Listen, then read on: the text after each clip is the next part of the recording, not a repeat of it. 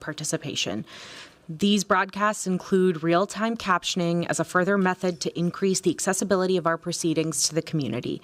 Therefore, all speakers need to be mindful of the rate of their speech so that our captioners can fully capture and transcribe all comments for the broadcast. We ask all speakers to moderate the speed and clarity of their comments. At this time, I'll ask the clerk to call the roll so we can verify the presence of a quorum. Councilmember Payne. Present. Wansley. Present. Rainville. Present. Vita. Present. Ellison is absent. Osman. Present. Cashman. Present. Jenkins. Present. Chavez. Present. Chowdhury. Present. Palmisano. Present. Vice Chair Koski. Present. And Chair Chowdhury. Present. There are 12 council members present. Let the record reflect that we have a quorum. I will also remind my colleagues that we will be using speaker management today, so please make sure you sign in. Colleagues, we will begin with the consent agenda, which has 3 items, which I will now note for the record. Our first item is an appointment to the Capital Long Range Improvement Committee, nominating Will Liburg to seat 5 as one of the 2 Ward 3 appointments. I will note on this item that staff has reached out with a correction. There is already an appointment to seat 5, so I'll be moving to nominate Will Liburg to seat 6 instead of seat 5. Item number 2 is the audio-visual broadcast and captioning system for Council, Chamber, and City Hall third-floor spaces. And this is moving the allocation for that funding to Finance and Property Services to continue that work. And then item number 3 is moving funds to the Minneapolis Emergency Communications Center, or 911, to support the Joint Powers Agreement for an embedded social worker. This item has a companion item in the Administration and Enterprise Oversight Committee in this cycle. Are there any questions from members of the committee? I will recognize Council President Payne. Thank you, Vice President Chuck Tai. Yeah, I'm excited to see item number 3. This is work that actually started back in, I want to say, 2019 when I was still in the Office of Performance and Innovation, as we were looking at ways to expand our alternatives to police response. And everybody knows about the behavioral crisis response as one of the outcomes of that body of work, but one of the recommendations was around embedding a social worker in 911, and it's really excited to see that come to fruition today. So thank you. Thank you. And next I will recognize Councilmember Cashman. Thank you, Chair Chugtai. I'm just looking at the RCA request for council action on number 3, the embedded social worker funding transfer. And looking at the fiscal note, I only see it's like $135,000 from the county to the city for 2025.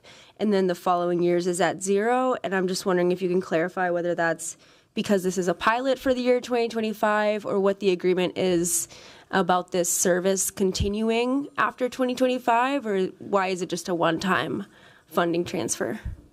Thank you for that question, Council Member. I will look at, I know we are joined by Budget Director DeSenza and Commissioner Barnett, and I'm looking to see if one of them can offer some clarity on this item.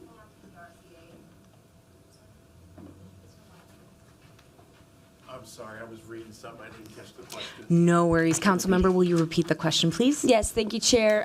Thanks, Commissioner. So the ask is about the transfer of funding from Hennepin County to us for the embedded social worker in 911. And I see that in the fiscal note online, it just says it's $135,000 for 2025, but 0 in the years subsequent. Is that because it's a one-year pilot, or how is the agreement looking for whether this service would continue in 2026? Chair. Welcome, Commissioner. If you'll begin by introducing yourself. Thank you, Chair Chuck Tai. Todd Barnett, Commissioner of Community Safety. Councilmember Cashman. When I respond, I'm only guessing because I would have to get the details from Director Hotney, who's our director for 911. It probably has to do with the way that the pilot is set up for our budgets are usually 1-year budgets, so I think that's what it is. But I can try to check with my director of administration and try to get you an answer before this meeting ends. Thank you. Oh, I'm sorry. We might have an answer right here. Welcome, Director DeSenza. If you'll also begin by introducing yourself. Chair, Chugtai committee members, looking at the RCA, it indicates that it's a pilot for up to 2 years. And so that looks to be about the amount of a salary for 1 year. I imagine it'll be up for renewal depending on satisfaction with the pilot itself. Okay, good to be aware of that for, budgeting for next year as well as we look at how pilots go. So thank you. Wonderful. And Councilmember, would you like to have that question noted for administrative follow-up from the Minneapolis Emergency Communications Center? I think that is sufficient as far as an answer Wonderful. from the budget director and commissioner. Thank you. Excellent. Thank you all very much. I'm not seeing any further questions or discussion, so I will move approval of the consent agenda, including the correction to nominate Will Liburg to seat 6 on the Capital Long Range Improvement Committee. All those in favor, please signify by saying aye. Aye. Those opposed, say nay. Any abstentions? The ayes have it, and that motion carries. Next up, our discussion item is item number 4, which is violence prevention funding for Hennepin County. This item is being brought forward to us by Councilmember Wansley, who I will first recognize to introduce the item. Thank you, Chair Chugtai. I am waiting.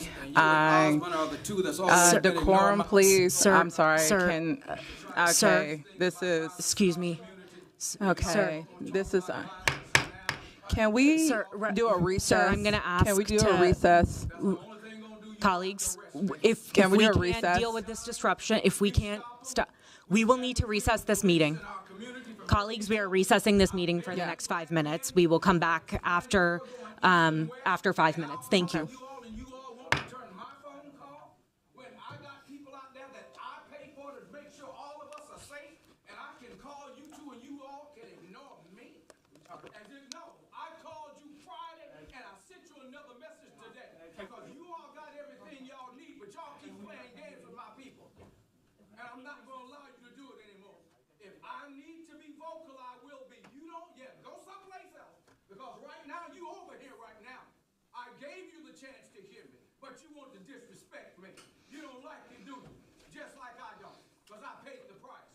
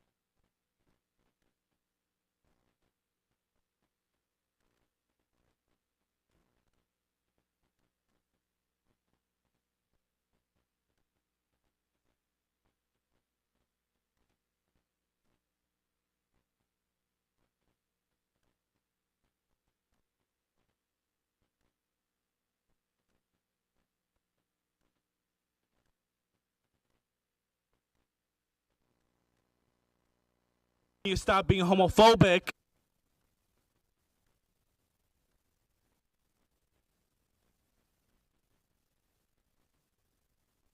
No, that's crossing the line. You all are heterophobic. What are you talking about? What?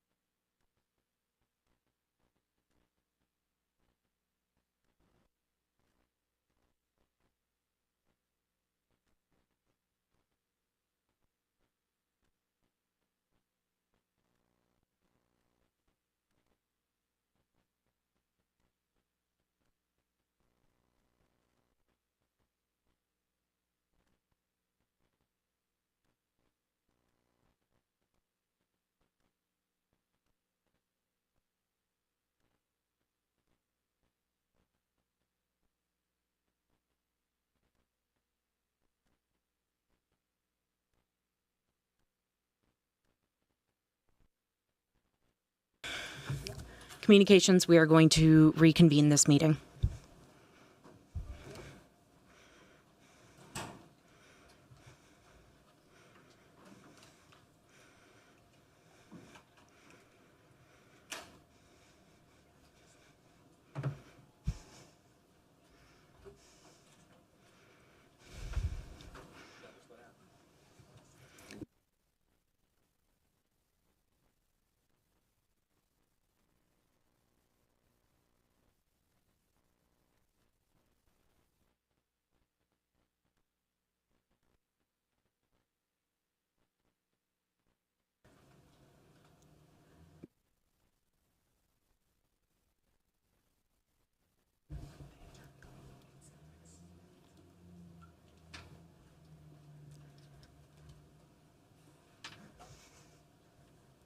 Communications, we're ready to reconvene from recess. Wonderful, thank you. Colleagues, welcome back to our regularly scheduled budget committee meeting. As a general advisory, I will announce that the council's rules do not permit comments from the public except during a properly noticed hearing or comment period. The purpose of this meeting is to conduct business of the city. It is not a forum for public testimony or comments. Under the Minnesota Open Meeting Law, meetings of the City Council and its committees are open to the public for the purpose of observation only. Consistent with council rules, individuals who purposefully disrupt or disturb these meetings and interfere with the body's ability to conduct business of the city will be asked to leave. Those who refuse to follow these instructions may be removed from the chambers. We are now ready to proceed with our business. And so, as a reminder, we are on item number 4, which is violence prevention funding for Hennepin County. As a reminder, this item is being brought forward for the body's consideration by Councilmember Wansley. I apologize for the disruption, but Councilmember Wansley, I will now recognize you to please introduce your item. Thank you so much. No problem. I will ask if my staff can pull up the PowerPoints to guide our conversation for today. All right, so council members, you all are aware that there's a motion before us today to consider appropriating $1.1 million to essentially move both YGBI and GBI programs temporarily to Hennepin County for the remainder of 2025.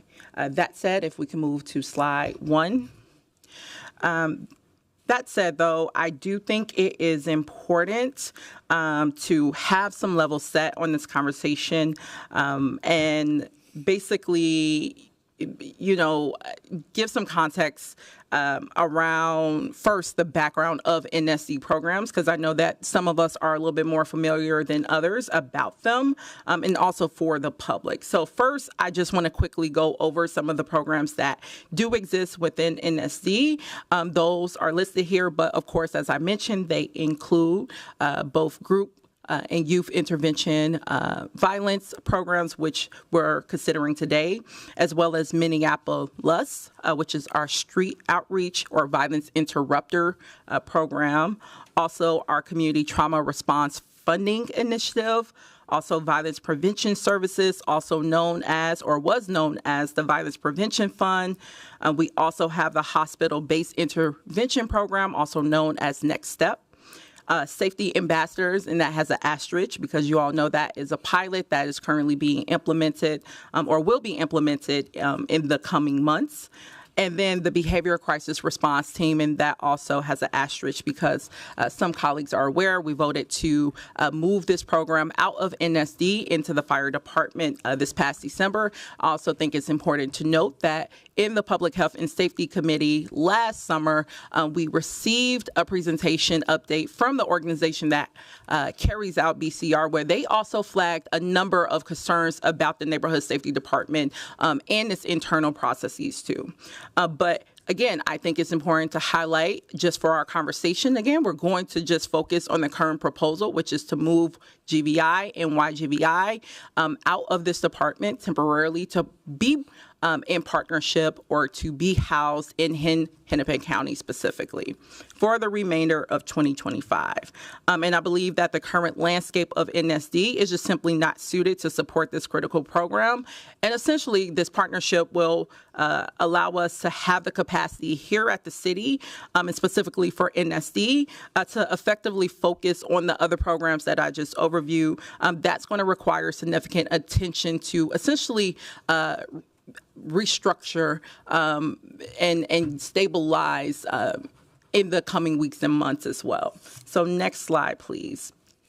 So a little bit more context on what is group violence intervention, youth group violence intervention, because I hear a lot of confusion out in the public and amongst my colleagues around what these programs is, and have heard them be interchangeably used with some of the other programs that I just talked about. So GVI or YGVI is an initiative that is highly focused on homicide, specifically gun violence and other serious crimes. Also, research has shown that in most cities, less than 0.5% of a city's population is involved with up to 70% of its homicides and violence. And successful YGVI and GVI programs have shown remarkable success throughout the country. In fact, in our Public Health and Safety Committee last August, we actually heard from national experts who had shared those success stories. Specifically, they outlined that there was a 34% reduction in homicide rates in Indianapolis, a 63% reduction in youth homicide rates in Boston, and a 41% reduction in violence for participants in Cincinnati. Also, pre-2020 GVI data also showed that here in Minneapolis, when the model was implemented effectively, we also saw positive outcomes and trends here, and those numbers are shown here on the slide. So moving to slide number 4. So concerning patterns and practices, again, despite its success, as I previously discussed, GVI and YGVI has struggled under our city leadership, quite frankly. And these problems have included a lack of data collection, lack of capacity and infrastructure development within the department and within the Office of Community Safety. Issues have also involved components of contract administration, and also it's involved and entail inconsistent partnerships with local and national partners and stakeholders. Examples of the systemic deflection and inaction within NSD have included also this rejection of resources to improve the efficacy and effectiveness of the department. That's also included in your packet, specifically one example in which council attempted to provide the department in 2023 during our budget cycle additional staff to support critical areas of need. And we were told by both the Office of Community Safety, specifically Commissioner Barnett, and the former director that those resources were not needed, and only to be found that they actually were, and essentially those were false statements that were told to council. The lack of utilization of resources that council have provided, included technical assistance, have also hurt this department, specifically technical assistance from John Jay's network of safer communities. And again, these issues have persisted through different leaders, despite council members raising concerns and offering collaborative solutions to support the department's overall success. Moving on to the next slide.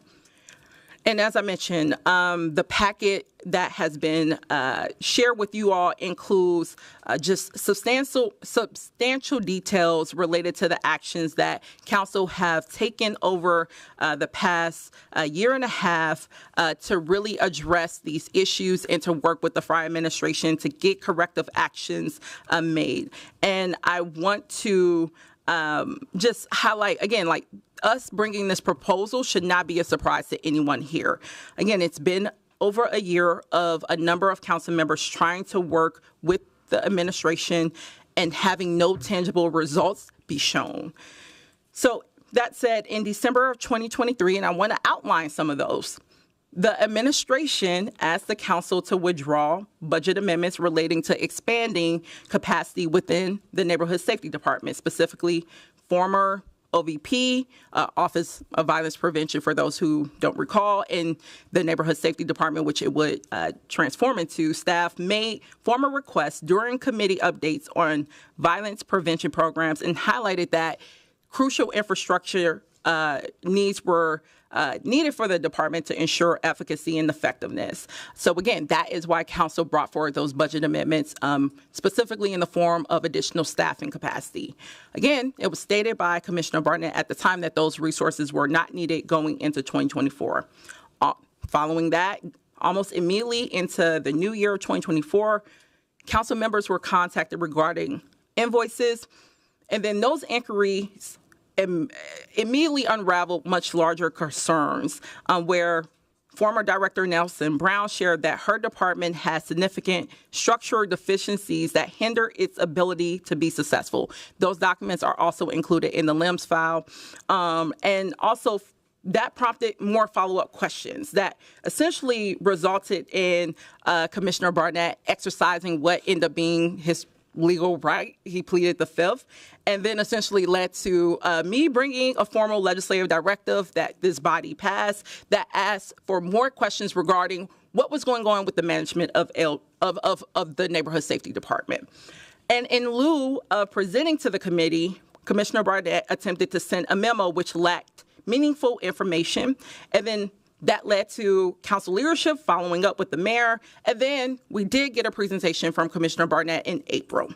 Then in April, when we realized there were still outstanding questions about what was going on with Neighborhood Safety Department and issues with service deliveries, I wrote a detailed memo that I sent to my colleagues as well, outlining still several ongoing outstanding concerns about what was going on within the department, including new information such as the department's non-use of technical assistance from national partners.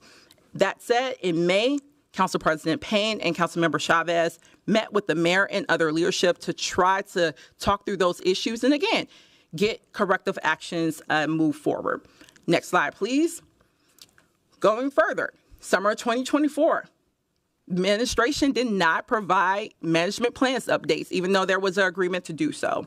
Then in May 2024, we received a summer safety plan from the administration that essentially we learned that no data was given in terms of regarding strategies that would actually ensure that residents were going to be kept safe in 2024. In response to that, Council did bring forward, and you all were here, you approved of that. Council brought forward summer safety funding in response to that. And we talked about the gaps that we were experiencing across the city because of the lack of safety services that were being deployed across our respective neighborhoods where we saw upticks in violences. And then that led to, again, ongoing issues that built up to this most recent budget cycle where in 2025, a lot of council members brought forward budget amendments to address the gaps that they were experiencing with the administration of safety services, specifically within the Neighborhood Safety Department and the Office of Community Safety. So with that said, moving on to the next slide, We know when these programs are administered correctly, they can have a successful impact. As I mentioned earlier, group members who make less than a percentage of our city can be involved in up to 70% of the gun violence and homicide. So ensuring evidence-based strategies are employed by professionals who have experience in this field is in the best interest of the city, of the neighborhood safety department, and the Office of Community Safety. And last March, we even heard that be reiterated from our partners at the county. Specifically, we heard in the Public Health and Safety Committee that essentially we were straying from that model. We were straying from the implementation of what has been an effective model in reducing violence. And this has just led to us experiencing negative outcomes. And that was reiterated and reaffirmed specifically in the NYU Policing Project report, which outlines that the significant work that is needed is substantial to ensure the long-term vitality of this department. And in addition to this report, I just want to quickly highlight that some of the questions that continue to remain unanswered as we're moving into 2025, those things absolutely need to be prioritized within OCS and NSD, and having this time without worrying about what's happening with GVI and why GVI, because the county will be taking care of that. They will have the space to be able to tend to those things. I also want to encourage folks to look at the last AO presentation where we got the last update about the status of this department. And I just want to note that it was very interesting to even hear from staff and their lack of ability to articulate what an uptick in violence is. That is the current status of our NSD department and our Office of Community Safety. There's not even the ability to use data right now to be able to deploy resources to where violence is happening in our city. And this is incredibly concerning because the lack of internal understanding begs the question of how responsive they can be to potential trends in neighborhoods. And currently, no one in NSD was able to confirm the way in which they participate with referrals, especially with existing partners, or it's currently unclear if there is any formal relationships with partners who do provide referrals to address issues in our communities. There is just, again, so many issues that's going on, and I know I am not the only one who is alarmed to see Minneapolis being an outlier and homicides decreasing nationally. And this is a consequence of not effectively utilizing national best practices as it relates to group violence intervention. So I am simply bringing this proposal forward because I truly feel it would be irresponsible to keep this critical programming, knowing that we do not have a staff person within NSD who has the expertise in this work. And again, I want to reiterate, this program focuses on residents in our community who are most likely to be a victim of gun violence or who are most likely to commit gun violence. So a crucial program that is helping make sure our communities stay safe and remain safe. And I just do not want us to be in a position where we have a repeat of last year, where most of us were asking important questions and hearing from our residents why we're not seeing services being deployed when we know there are, again, upticks and increases of violence in our communities. And then we ask those questions to our leadership here and receiving partial and incomplete answers. And then council members having to use their budget markups as a fail-safe because we don't know how our neighborhood safety department deploys its resources or how they're making decisions to essentially keep our residents safe. We should not put ourselves in that position again when we know it can be prevented through actions like this and through actions where we're supported through partners like those across the street at Hennepin County. So I will ask my colleagues to support this. This is a temporary solution that significantly benefits both the city and the public. The county is stepping up when we are having challenges, and this should demonstrate a strong partnership more than anything else. And I hope that we're able to see that and be able to support that and recognize the opportunity it gives us to, again, get our house in order, while also making sure that these crucial services are preserved and administered with a partner that has proven itself to also care about this work and be able to administer and manage it effectively too. So with that, I stand for any questions, and that's all.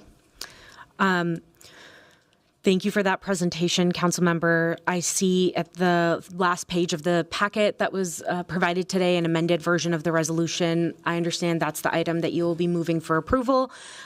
Is there a second to Councilmember Wansley's motion to approve this resolution? Second. That item has been properly moved and seconded. Colleagues, is there any discussion or questions? I will first recognize Councilmember Vita. Thank you, Chair Chuktai.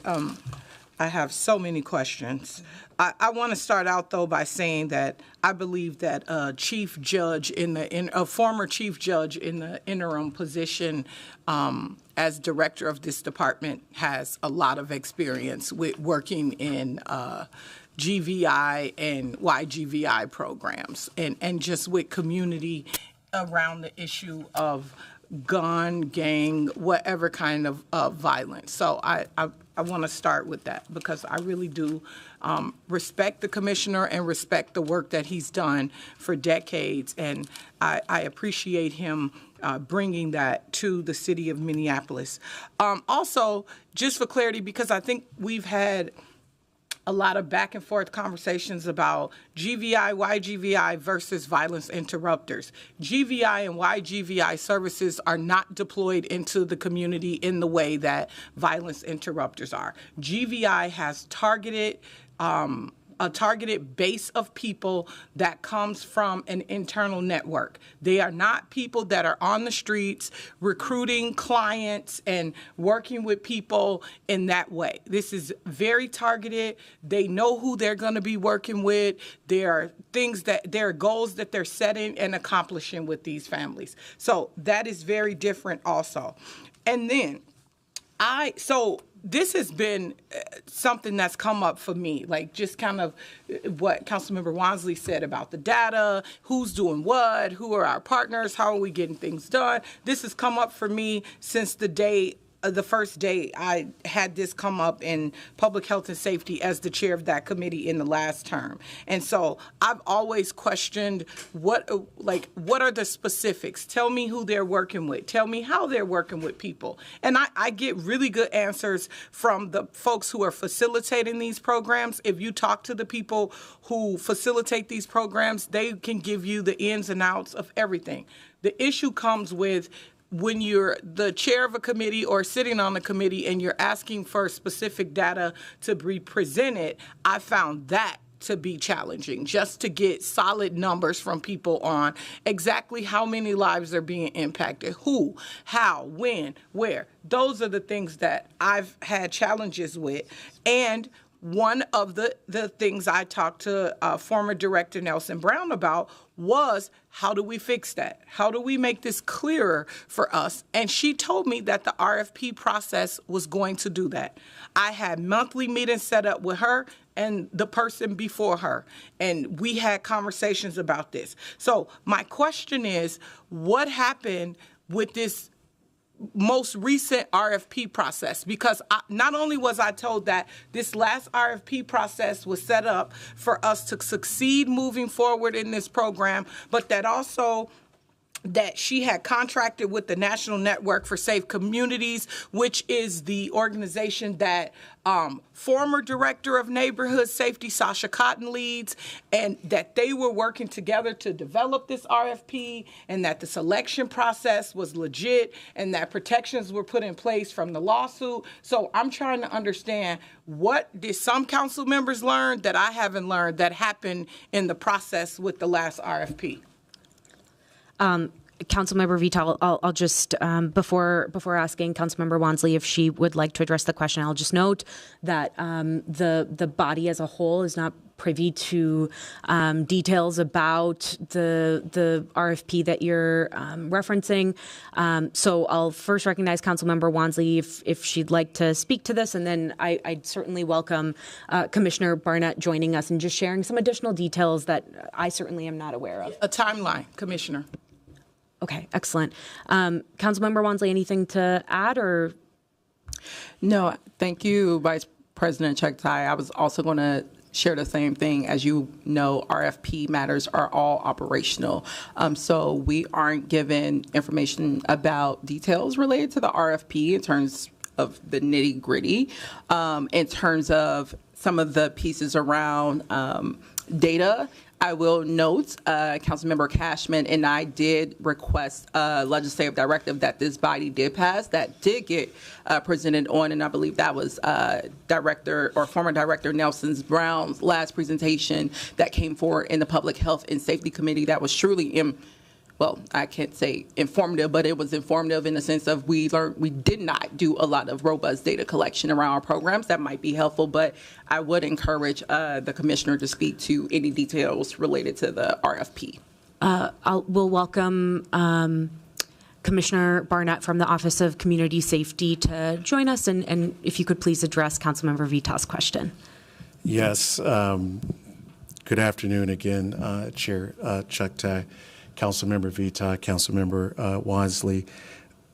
I'm trying to get up to speed here on what was listed. I'm the interim director of neighborhood safety, so I'm trying to look at the timeline that was handed to me. But I will say this real quickly. The YGVI RFP process, currently those vendors who scored the highest are in negotiation right now. So I think I can say that.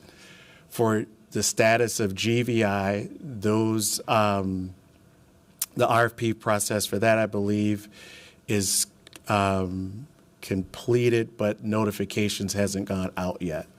I am going to answer your question on the timeline, but I just wanted to say here's the status of where YGVI and GVI contracts are, only because you're talking about moving money, which would displace that money that is there for them. NSD developed, as you guys know, a robust procurement process in light of the lawsuit, which is the Coppola lawsuit that was settled. Also, new systems were prioritized as far as excuse me, the oversight and the objective evaluation criteria. So the process development began in August of 2024 with consultation with experts and continued through a careful, structured timeline of review, posting, and evaluation. See here. The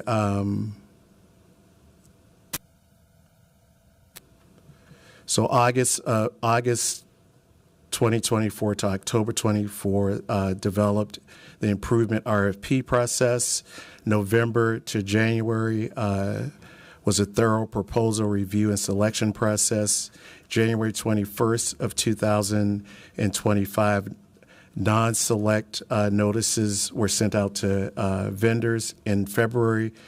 So this month of 2025, is when the proposal is brought, but not through our normal process. So just from August up until now, hopefully that gives you some timelines there. It does. Thank you. Because I was having conversations with the director on like the the shift in how the process was going to happen.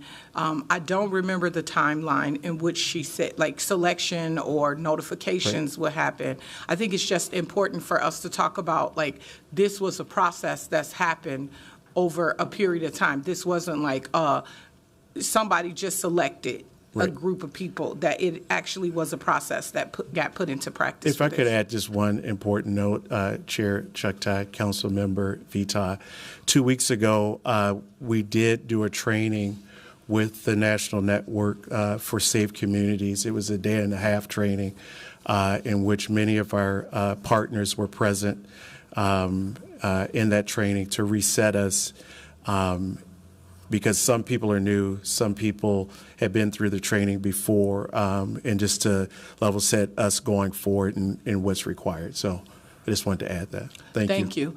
Also, just another question. So this summer, we gave the groups in YGVI and GVI and some other groups additional funding. What was happening in the department that, like, we extended the contracts out at the time, right, till March or something like that. We got the contracts extended to go through the RFP period. I mean, I'm familiar with some folks' concerns, but I'm trying to understand what has happened that it's like move all the money out and send it somewhere else because this isn't going to work out. And then the second piece to that is, what about all the other programs that were listed on that first slide in this? But the first question is really about what's happened in between now and when we gave them additional money because it was going well, they needed to do more, they had different plans to do more, and we were all supportive of that. I really don't understand what's happened. I have two people here from Department of Neighborhood Safety who can probably answer that question specifically, so I'll let them talk. Thank you. Thank you. Hi, I'm Shanique Rumecki, Associate Director of Compliance. So the RFP process is pretty extensive. We always say have a minimum of 6 months, right, from the drafting phase until the contracts are fully executed. The department has to work collaboratively with other, stakeholders in the RFP process, PRC review, the city attorney. As Commissioner Barnett mentioned, we started planning these RFPs since August 2024. It required 2 months of planning, meetings with Hennepin County, meetings with NNSC, the program manager, even some conversations with incumbent vendors. We had to extend these contracts until March 31st, 2025 to allow more time for the RFP process to run its course. And so that's the explanation as to why we came back asking for an extension to their current contracts. Within the city, the procurement process, if an RFP is issued and multiple vendors are selected, contracts have to go up to a maximum of 3 years. If an RFP is issued and only one vendor is selected, RFPs are allowed to go up to 5 years. And so with this process, we're coming to the end of that time for these contracts. And so we had to go for an RFP. And so we needed the additional time just to have conversation with stakeholders, ensure that we're engaging in NNSC, who were a part of the drafting phase. NNSC was also a part of the review process, and they were also a part of the negotiations that are currently happening. So the extension was more technical to help out with making sure the process was legit versus just saying, let's give these groups more money to buy time. It was really about like making sure that it was a flushed out, legit process. Correct. Did you all hear any, I'm sorry if it feels like I've kind of put folks on trial here, but it's just questions. Did you all hear things like, don't do this RFP right now? Was there anyone saying, don't put the RFP out right now, it's a bad time for it? Or like what was being talked about internally for the RFP? Because I knew that the RFP was going out and I was excited about it, and the former director was super proud about it. So like, were you all hearing things about like it's a bad idea to put an RFP out, or like this process isn't good? Like what was happening internally? Yeah, so there has been like ongoing conversations about the process. And so we knew that it was important not to recycle RFPs. to have a successful RFP, it starts with having conversations with the stakeholders that are important in ensuring that we're asking the right information. And so, not to my knowledge, there was conversations about this specific RFP, but the overall process, right? Vendors do sometimes struggle with navigating that process. And so it's important for us to not only just ask for information for the sake of asking it, but ensuring that, again, we're working with all the stakeholders, all the parties that are needed to ensure that we're asking for the right information, having the right criteria, and following that GVI model to ensure that we're getting the right people to apply and that the selection process is fair, but also gets the vendors who are capable of doing the work. And then the last question for now is, so the process, the entire process of putting the RFP, who were all the partners that were a part of the process from the starting of writing the new RFP to getting it out? Yeah. So I joined Neighborhood Safety end of July 2024. And so right away we knew that we had to start the RFP process because, again, it takes a minimum of 6 months. I know it sounds pretty extensive, but it does, right? And so my first conversation started with the program manager at the time, who's no longer with the city, trying to understand what are some of the complaints from the vendors? How can we improve the RFP? Then we transitioned to having conversations with Hennepin County. Alyssa Benson, I don't want to really throw out names, but Alyssa Benson with Hennepin County Probation, she was also instrumental in revising the RFP, going through every single page and ensuring that information is accurate and aligns with the work that we want to get done. I also had several conversations and phone calls with NNSC, Eric Johnson, Isabel, Samantha, Can you name Laurie. the agency and not use like Oh, the I'm acronym, sorry. please? I apologize. NNSC, National Network of Safe Communities, multiple staff, a part of that team, had conversations. One of the important pieces of the RFP that they provided was the importance of community asset mapping, which was missing from previous iterations. And so they were instrumental in that as well. The RFP also has to go through the PRC committee, that they ensure that the language is not restrictive in the RFP. We also work closely with the city attorney's office to ensure that there weren't any factors in the RFP that would limit participation, but also that we're adhering to the procurement policy, the city policy. And then that's the group that was a part of the process. Okay. Oh, and I also had an extensive conversation with one of the incumbent vendors trying to understand what are some of the challenges, because we were not close to contract closeout where these conversations typically happen, but it's important to also get feedback from the incumbent vendors to understand what are some of the challenges, how can we improve this process, what are some of the difficulties, and how can we be proactive to not have those things happen again. Thank you. Thank you, Council Member. Next, I will recognize Vice Chair Koski. Thank you, Madam Chair. I have a few questions here. I think my first question actually was just answered. I was hoping to know what stage is the city currently in regarding our contracts. So my understanding is that we're in negotiations with YGBI and we're complete, but with no notifications out with GVI.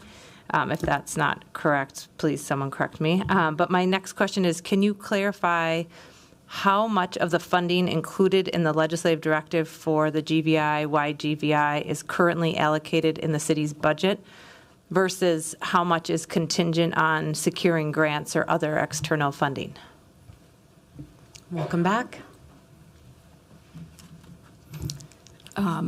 Chair Chugtai and Council, the first answer is all of the money is through general fund for that. And then can you repeat, please, the second part? So it's currently allocated in the city's budget through the general fund versus how much is contingent on securing grants or other external funding?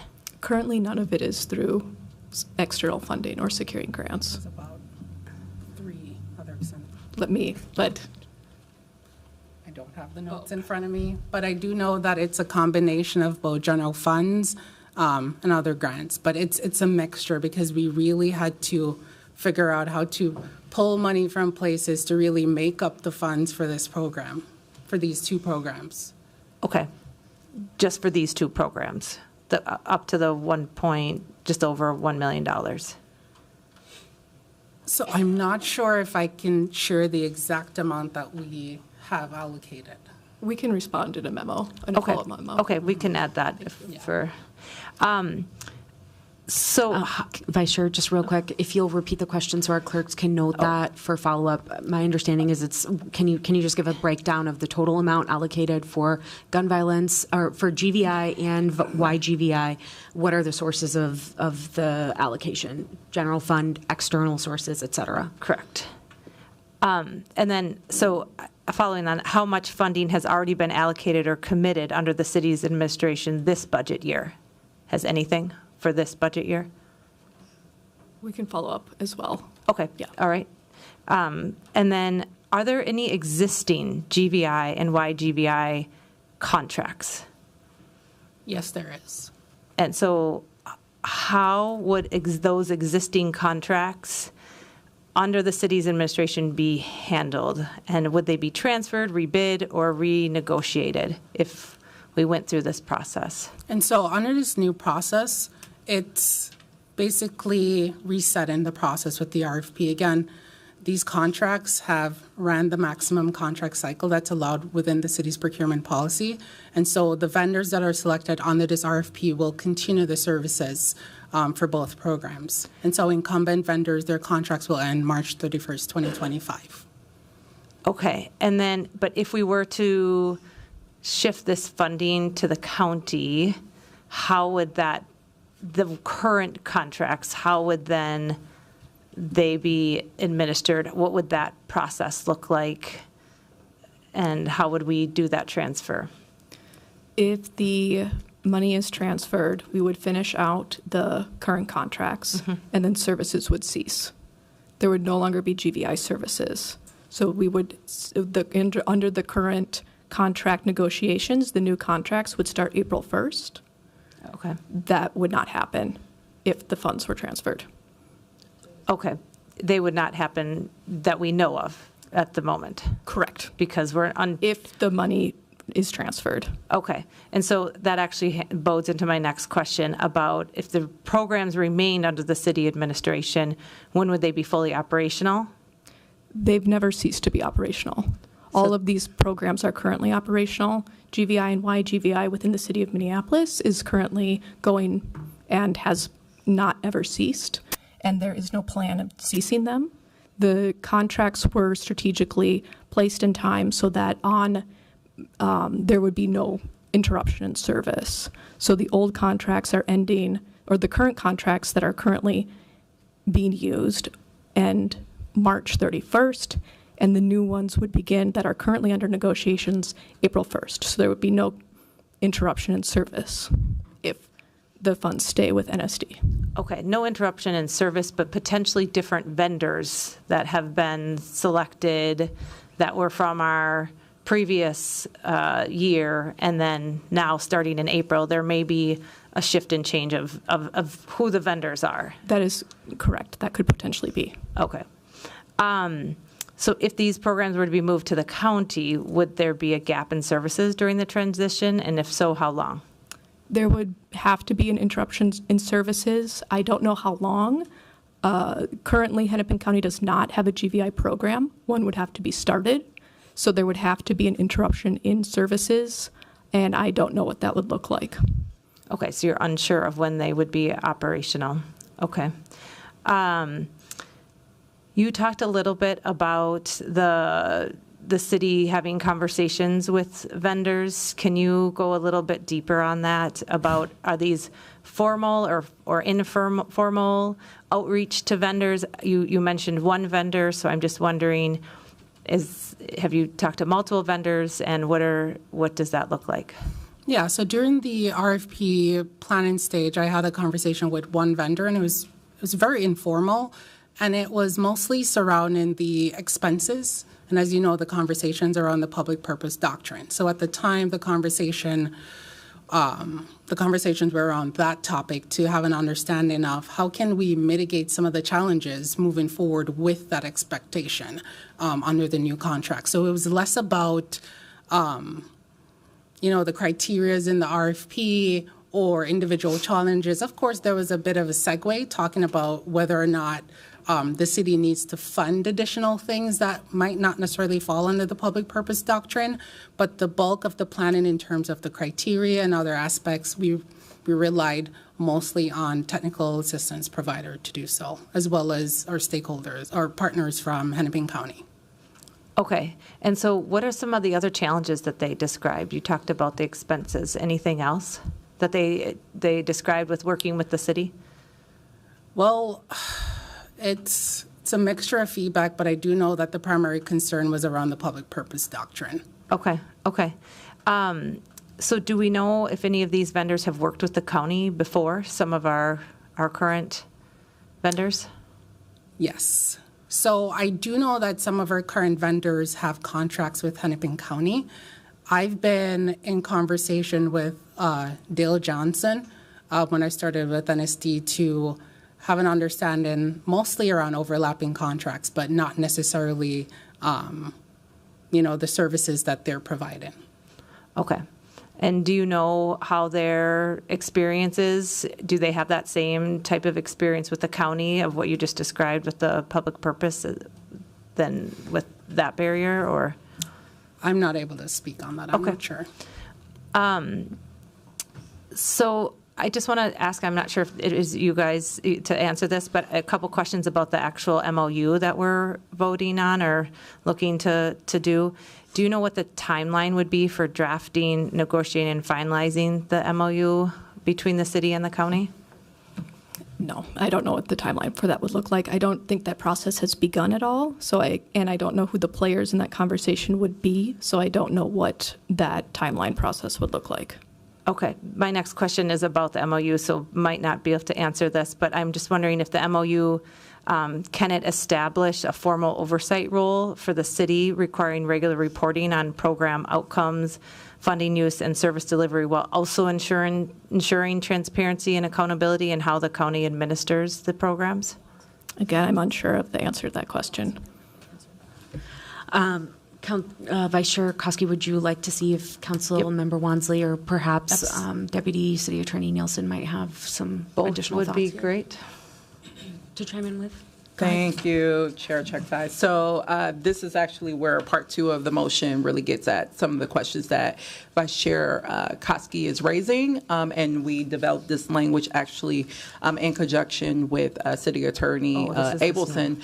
And specifically, this is based off of prior agreements that we've developed with other government agencies like the county, and we were very intentional about saying we have to develop this, the release of this dollars contingent upon an agreement with the county, and having some clear provisions that basically council is asking to be incorporated in that agreement, and for that agreement, of course, having to come back before council for approval. Those provisions are listed in here. Some of those provisions include, of course, a transition plan to address some of the things that you highlighted around avoiding disruption in service. Also, a timeline to highlight when a completion of transfer of services will be completed. Also, a plan for assessment of outcomes and data, because we know that has not been happening within NSD.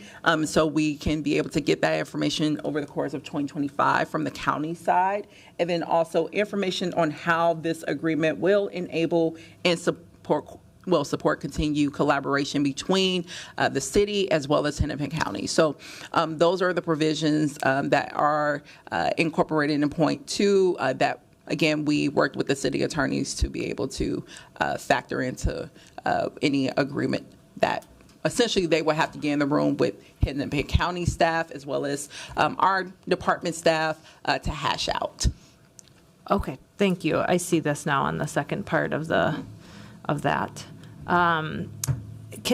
Just one other clarifying question, and maybe this is for Councilmember Wansley or one of you. You described that the county does not have a GVI program. I know they have a YGVI program. And so that seems to me, I'm hearing you like as a barrier of potentially this transfer. can you just describe the differences and how perhaps the GVI program could be incorporated within the YGVI program at the county, or if they would have to actually stand up an entirely new program for that work?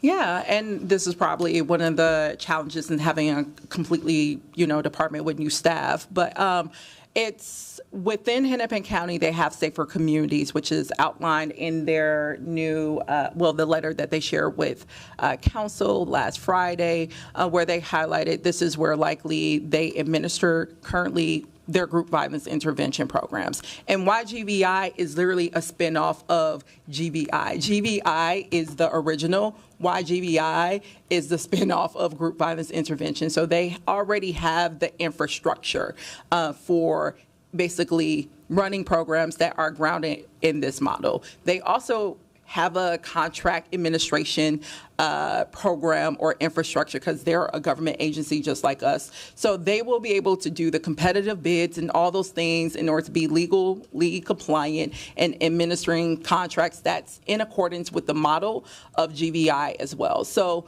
as reflected in the letter that they sent us, they will be able to get these programs up and going, I believe, pretty quickly and without disruption. In fact, most of their programs already service Minneapolis right now. We've had them come to the Public Health and Safety Committee in the past where they've given these updates already and talked about the impact. So I think honestly, there's a disconnect probably, and I'll ask questions of our staff when we get to that part or for me to speak, but I actually anticipate it won't be much of an issue for Hennepin County to get up a robust program should this funding be approved. Thank you. And then the funding is approved contingent on the MOU Agreement. being addressed and approved. And I just want to caution only because City Attorney Dan Abelson, I don't want him to yell at me. He basically was like, steer clear of MOUs. They're non-binding. He was very clear, agreements. So agreement, yes. Okay. And then will this agreement come back forward to the council once, this is step one, and then we will have this agreement will come back through after the agreement is negotiated with the county and the city. Is that correct? Absolutely. In the first sentence of part 2 of the motion, it says any agreement with the county to administer the group violence intervention and youth group violence intervention programs in the city of Minneapolis for the duration of 2025 must be brought to the council for approval. Great. Thanks for that clarity. Appreciate it. Thank you. Next, we have quite a few council members in queue for everyone to be prepared for potential questions and discussion items. I will next recognize Councilmember Cashman, followed by Councilmember Wansley, followed by Councilmember Palmisano. Thank you, Chair Chugtai. I do have a question for you, Deputy Director Lakes. Last week you came in front of the AEO committee and gave an update on this department, and it was pretty shocking to see the YGVI and GVI positions empty. And so I'm just wondering who has been leading that. I know that there's many roles within the department, but who really does oversee the YGVI and GVI work that the contracts that the city has had this past year? Councilmember Cashman, that's a great question. We have a lot of different people who are working on that. We have a member of the mayor's office who is kind of stepping in to facilitate the weekly phone calls that we have with NNSC and the group who is working on the work. We also have a member of of our Department of Neighborhood Safety holding the weekly calls with probation and with the vendors who we currently fund who are working on the programs. So that work has not ceased. We also have the member of Community Navigators who's a part of the police department working on an improved referral process for our referrals for the programs, both YGVI and then using that as a model for our GVI referral process. We also have a member of OSC who is also working on supporting the referral process. What's OSC? Oh, sorry, the Office of Community, or OCS, I apologize, who's also working on a business analyst in the Office of Community Safety who's also working on the referral process, and then myself, who is overseeing the prioritization of this work, as well as the commissioner who's helping to support the work, as well as the staff at NNSC who's working on supporting us in the hiring of a new position, which is currently, we're currently reviewing the resumes for that position at this time.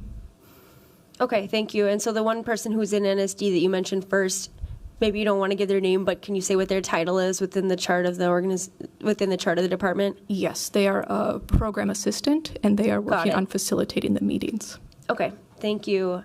And then I guess my main concern about this proposal is really that since this came up and I've been in conversation with various staff, there's been confusion that this would disrupt our violence interrupter work. And I really want to address that because this has been, I think, very clear that this is for GVI and why GVI, but I've since heard from 2 staff members in the Office of Community Safety that this would impact our violence interrupter work. And thanks to your help, I finally have violence interrupters coming to my ward at 19th and Nicollet, and I'm worried that that service is going to be taken away as a result of this, even though that's not the intention of the authors. And so I really want to get clarity on that because that is, like, for me, an ultimate deciding factor. Why would moving GVI and YGVI money impact the other programs? Councilmember Cashman, that's a wonderful question. The amount of money that's currently being proposed to move is more than we were planning on spending on the programs internally.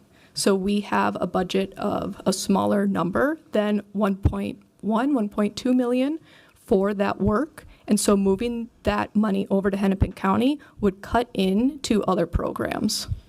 Okay, and so then can you identify how much money was planned on being spent on GVI and YGVI this year that wouldn't cut into other programs?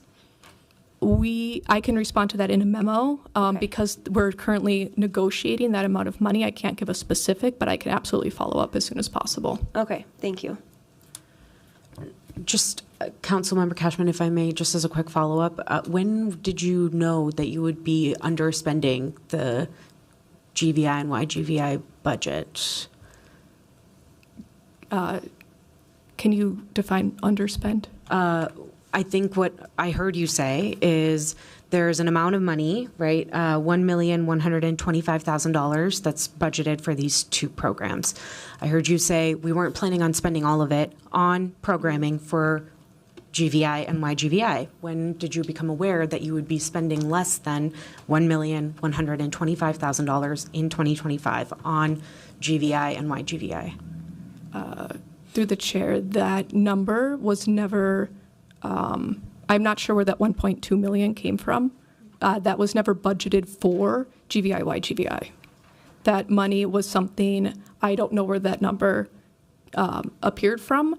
Our amount of money that we are planning to budget for that has been in flux based on the budget cuts that we had from the previous year. So when we are looking at what services we need to provide, we are looking at how much money we have and how much money has been earmarked and how much is underspent, and then we are moving things around according to how much money we have. So there's no underspending because it was never, that amount of money was never budgeted for GVI, YGVI. Councilmember Wansley, where did you get this $1,125,000 number? So, council members, thank you, Council Vice President Chugtai. You all got an email that we received from Lindsay Ehrman, I believe that's her name, from Neighborhood Safety Department on Friday in 2024, where she names, because I asked after much challenge in receiving this information from the Neighborhood Safety Department, that in 2024, the city spent $1.259 million on GVI and YGVI, and that's where I received that figure from. And then also they factor in what was spent using ARPA, because we wanted a baseline without ARPA, because we know ARPA was being phased out. So we used that in getting the figure to what was proposed and incorporating the motion today. So we used 2024 figures because we also know that in previous years ARPA dollars kind of inflated. So we want to get a baseline understanding of what would be going into 2025, because I originally asked for 2025 numbers, and also staff and NSD proved challenging to provide that information as they said they were wrapping up their figures for this year. So I used figures that were basically provided by both staff and also by, essentially, because it took forever to get that information from staff, cobbling the contracts that has been approved through AO this past year, and the budget that we approved for NSD to get what you have before you. Thank you. Going back to our queue, next I'll recognize Councilmember Wansley, followed by Councilmember Palmisano, followed by Councilmember Rainville. Thank you, Council Vice President Chuck Ty. So I also want to highlight a couple of things, because I've heard this out in the public and also in the media points, and even amongst staff between Commissioner Barnett and what's being flagged here in terms of boiling down these mismanagement issues strictly to just contracts. And I just want to take a moment to dispel that a bit. And doing that using what's already included in your packet, and that being the memo that I sent out last year, where we outlined the topical issues of mismanagement. And those topical kind of headlines was, we identify issues pertaining to financial mismanagement, to a lack of compliance with guiding policy frameworks, poor intra-city and governmental coordination, and credibility issues with both local and national partners and stakeholders. Now, just to dig deeper into this, starting with the lack of compliance with guiding policy frameworks. In that memo, you will see, actually, again, using data, there was a scorecard from the Community Justice Action Network, Community Justice Action Fund, which ranks violence prevention programs from all over the country. At that time, they ranked Minneapolis program 39 out of 100. You don't just get that out of nowhere. So essentially, that was a pretty poor score. And basically highlighted also just complaints around just like partnerships with national providers so we could receive something higher, and to basically show we were following the model. So that's actually, staff, a couple of questions, because I keep hearing about we're doing things. We got good things in place right now. And I want to note the reason why you got those good things in place, because of council action. So let's come back to the podium. Can you let me know, when did you put the contract back in place with John Jay? Welcome back. I apologize. Thank you. So I'm not sure of the contract dates for John Jay, but there's always been an existing agreement. No. I think, again, I don't have the exact contract dates, but since I was with the department, I've worked with John Jay, so I'd have to. And follow up on that, can you remind me, when were you hired again? July 29th. Okay, of last year. Yes. Awesome. So John Jay was also a national partner when we're talking about contract administration, because it's very easy to pull that down to just our vendors. John Jay, a national partner, also was one of the vendors that also was found to not be paid. And we learned about that in this process too, of financial mismanagement, where we were like, oh, who is supporting you in meeting national best practices? And the reason why NSD entered into a partnership is because we literally had to do the restoration of that partnership and say, oh, it's important to follow best practices, because Lord knows we don't know what NSD is doing. And that's when that contract somehow finally got brought forward, and it sounded like we re-entered into a partnership with that. That said, can you also let me know, last year, when did the Cure Violence contract get reinitiated? So I don't have the dates for that in front of me, but We did go before procurement to request a single source agreement with CureValence Global. That request was denied. However, we did receive an extension contingent on going on for a formal RFP. And so we currently do have a contract with CureValence Global. I do know that the current contract that we have started back in September of last year, and CureValence was instrumental with helping to draft the RFP for Minneapolis. So currently we're in the evaluation phase for that formal RFP that we were instructed to release, and we anticipate having a selection by the week of the 17th. Just to loop back on that, because I believe Deputy Director Lakes, at our last presentation, I think it was clarified that we currently are seeking our RFP for a CureValence provider also. So that we don't have interruption in service, we are. So we have a contract currently that expires. So before the expiration, we want to enter a new contract so we have that continuation. And it's a possibility also that it won't be with CureValence Global then? That is possible. Okay, great. And you mentioned previously we entered into the contract with CureValence Global. Again, CureValence Global is one of the premier, well, basically the organization that guides how you implement group violence intervention work. You mentioned we entered into that contract September of 2024, correct? All right, want to note that again. The reason why we did that is because Councilmember Chavez and I brought those partners to here in August of 2024 when we learned, once again, don't know what model we're following. People all over the country was like, what model? You scored 39 out of 100 on this work. What are you doing? Are you actually following this model? Are you following any best practices? We're not seeing that on the streets. What partners are you entering contracts with? Are they actually adhering to best practices? They possibly can't because you're not working with the people who actually guide this model. And if it wasn't for us bringing technical assistance providers to give a presentation before this body in August, just so we can have a baseline understanding of what is it, there wouldn't even been a CureValence reintroduction into the city for September. So I just want to highlight that piece too.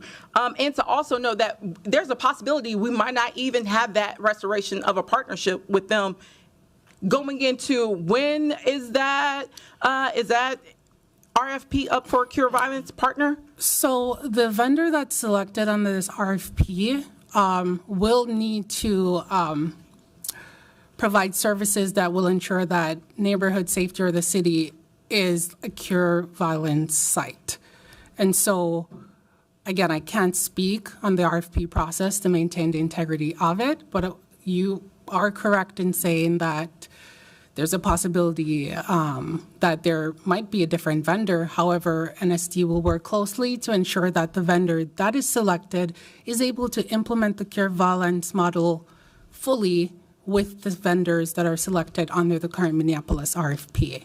And so CureValence Global is with the CureValence and NSC GVI. So I just wanted to correct that.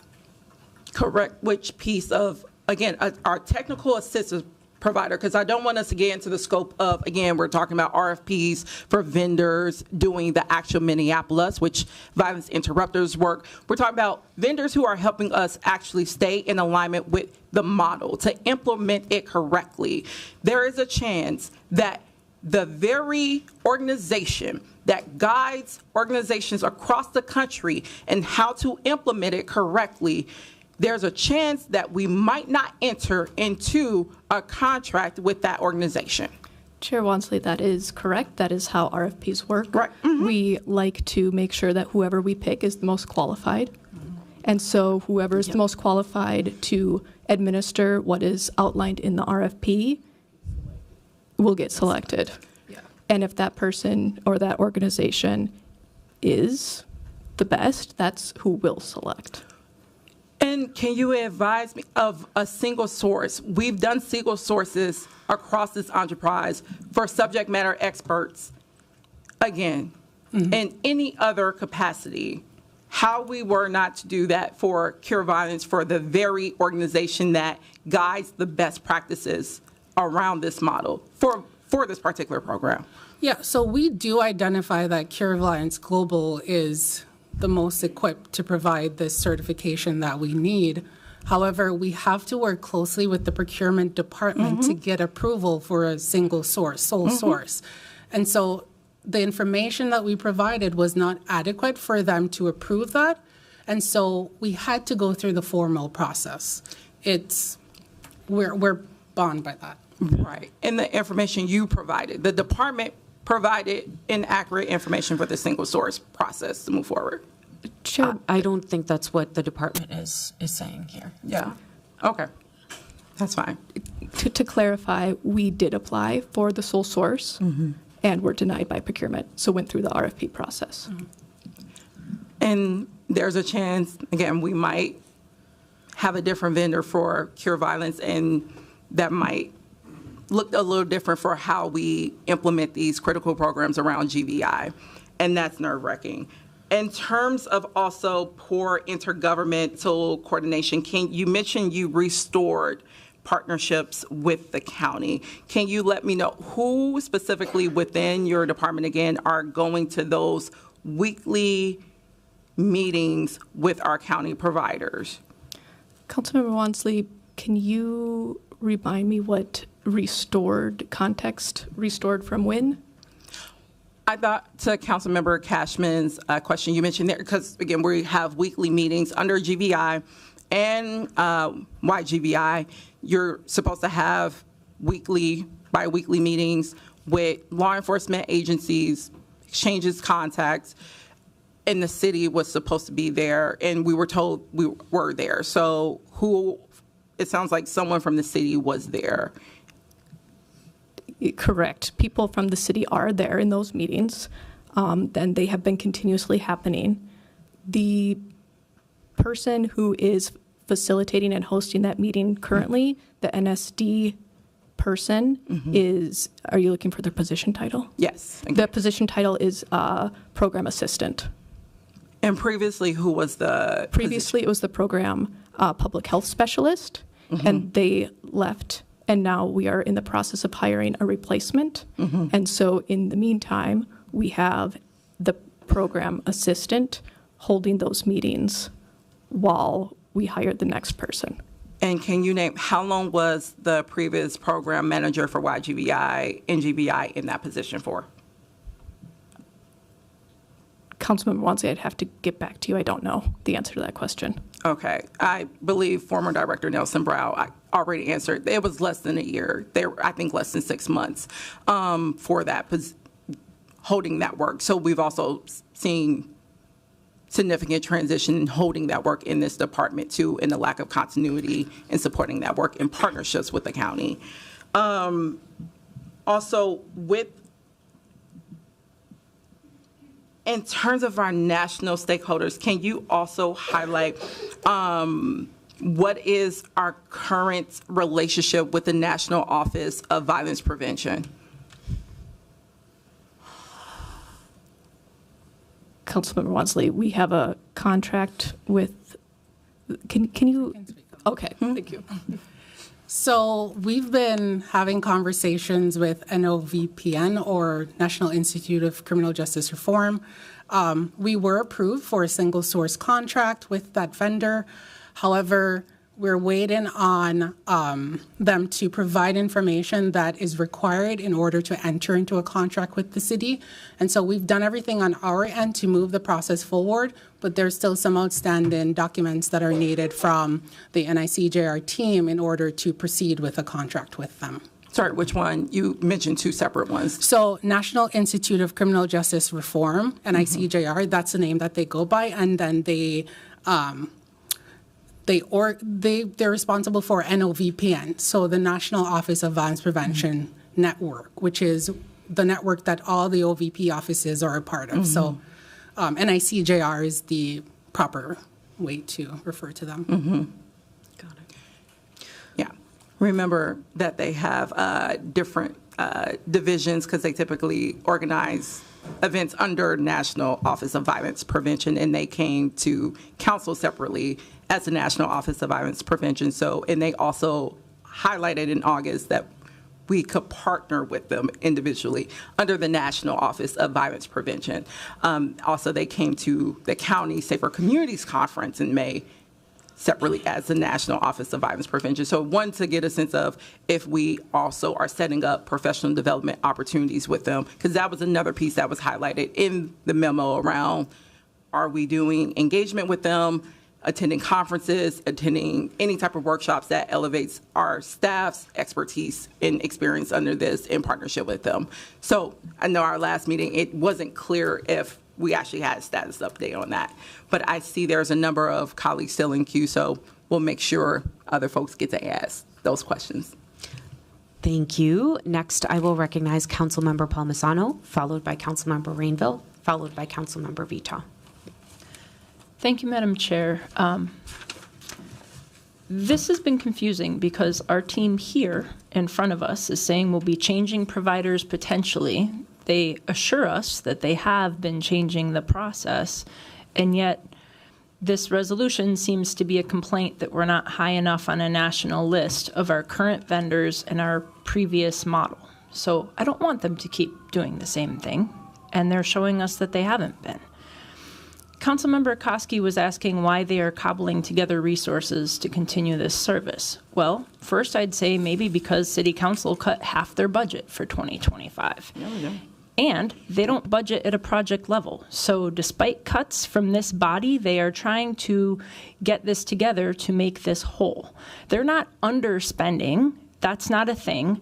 They're taking away from other things. And the way that I look at the budget, it's a large part of their non-personnel budget for this department. 6 of us here are on the AEO committee, and I really appreciate Councilmember Cashman's recollection of it here. And let me add more.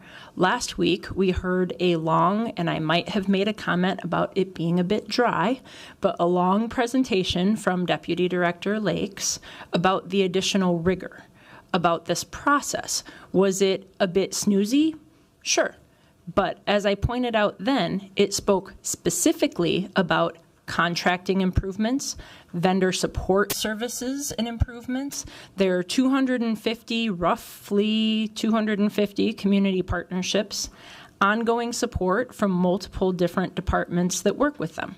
One good question asked, I think it was maybe from Councilmember Cashman, was about our ShotSpotter review and how on-the-ground partners learn and know about ShotSpotter activity and the services that technology provides, and then can coordinate the on-the-ground work from people working on the street to help use that information in good public safety kinds of ways. Yes, the NYU policing project update we got last year found that our systems were lacking, but that review was done before or concurrently with the development and launch of this new system. We now have a transparent and rigorous selection system in place. I'm sorry that the author of this resolution is frustrated. I think we all are. I think we all are frustrated and want this to operate better. And we need to give our new system a chance to work. Ms. I'm unfamiliar with your last name, but Shanique, Ms. Ruhamaki. Thank you. It's a mouthful. Shanique Rumaki. Thank you. I believe these vendor selections are public. It can be looked up or asked who had it in the past and who got letters of selection and are being prepared to be our vendors in the future. So currently, the information is not public. But those who were not selected have received their letters. Yeah, so those who were not selected did receive notices of non-selection. However, the selected vendors, that is not public information as yet. I see. So that's why this timing makes me wary. It sounded like from this discussion that at the next meeting we're looking to literally approve the next set of vendors that would begin April 1st. Correct. So there's no interruption in service on this side of the street. It sounds like some of them are not the same vendors from the past. That is correct. But what I've learned through this conversation and had suspicions about before is that this is a way, this moving the money over to the county is a way to keep these contracts with the same set of people.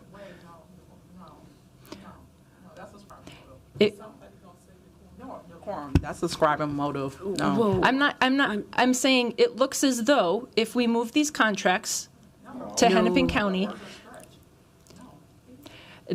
I don't think it's a stretch when it was said in this conversation that the county works with our current vendors.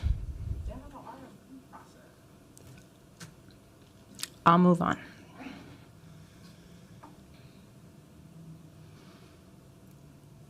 This is exactly what this additional rigor and what we painstakingly took a lot of effort and a lot of time to go through says not to do. I was going to ask, where are the results for Hennepin County? Do we know that they're doing a better job at this than we are? But instead, this resolution we're discussing is to cross the street to the county, reinvent the wheel, and then come back here and be approved by this body. That is nonsensical to me. And that does not honor the work that we've done to approve this.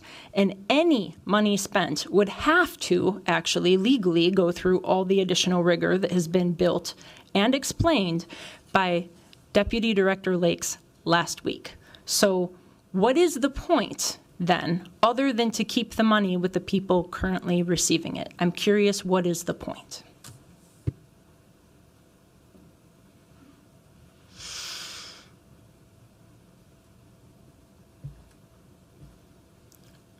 Councilmember Wansley, do you want to address that? Sure, why not? Again, the county has not been the ones found legally mandated to have to do anything around contract administrations. Like, they were not the ones sued. The county also has a competitive RFP process. So this argument that somehow this is our desire to exhibit outsized influence over the county's process to get contracts to preferential vendors, like, really entertain this for a minute. If we really want to do that and really follow what seems to already be a pattern, and trust me, it sounds like other council members have entertained that themselves here, as exhibited from the Our Rescue example of this past week. It sounds like it would be better to just keep those programs here and maybe introduce them or our preferred vendors to the Office of Community Safety Commissioner and shake a few hands and make a donation to the mayor. Like, apparently that's how things happen here based off of the Our Rescue model. That is exactly prescribing motivation. That's exactly it. Come on, sure, Chair. Councilmember, let's please stay but I'm saying, to the topic. Yes, you're right. Yes, absolutely. I'll call decorum on myself. But nevertheless, if that's truly how we wanted to do influence, you could just keep it locally here, apparently in these terms and conditions of our current Office of Community Safety. But the Hennepin County has clearly shown they have robust compliance measures, contract administration, also have shown to adhere to national best practices and models around GBI and YGBI, and the ability to administer these programs here in Minneapolis and deliver results. And that is the baseline. That is what is the desired outcome here, to keep residents safe. It is not about people's feelings. It's not about the desire to protect whatever people's perceived vendors are. That is not the culture that I think a number of us council members actually entertain, that has been cultivated here. So that's the goal of this motion. Any further questions, Councilmember Palmisano? No, Madam Chair. My point was that this will have to go through all the rework and all of the process of the rigor of the Coppola lawsuit and perhaps others. So we'll be reinventing the wheel across the street to come back and be approved by this body, and that makes no sense to me. I will now recognize Councilmember Rainville, followed by Councilmember Vita. Thank you. And if you two would like to sit down, it'd be great. I have some questions for the commissioner, please.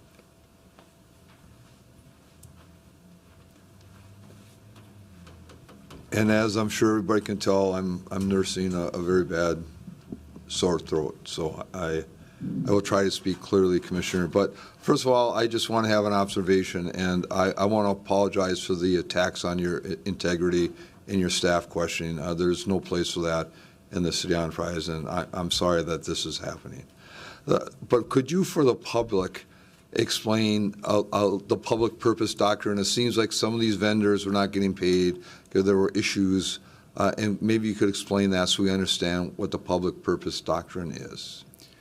Chair Chuck Ty, Councilmember Rainville, I'm a former attorney, don't get me wrong. I don't want to misquote the public doctrine, but I can tell you a little bit about what's happening. The discussion is really about public purpose and how we use our taxpayer dollars for public purpose. And so the examples that have been given to me by our city attorney in what is the proper use of the public dollars and what's not. So for instance, when we look at GVI and YGVI, we have these emergencies where there might be a shooting that takes place and we need to immediately relocate someone and provide them maybe some food initially. That, my understanding, we could use for public purpose. If 6 months down the road, we still have that person as a client through one of our vendors, we can't take them, although we might want to have them do this, but we can't take them out for a birthday dinner or something like that. That's not for public purpose, but I'll return to our city attorney for a more thorough definition of it. Chair Chuck Ty, Councilmember Rainville. Yeah, public purpose has essentially a two-pronged meaning under Minnesota law. You need both legal authorization that you can point to for the expenditure, and the expenditure has to be for a public purpose. And so that means, in real simple terms, there's a lot of caveats. You have to evaluate each expenditure on a case-by-case basis, especially when you're providing funding to individuals. And that's because funding to an individual money going to an individual it can, in large context, constitute a gift, a private gift, and it doesn't benefit the public as a whole. And so in a program that's created where you're using individualized interventions, it is very difficult at the outset to establish standardized categories of authorized spending and not authorized spending. You have to look at each expenditure on an individual case-by-case basis to make the determination. And yes, as the commissioner noted, there are some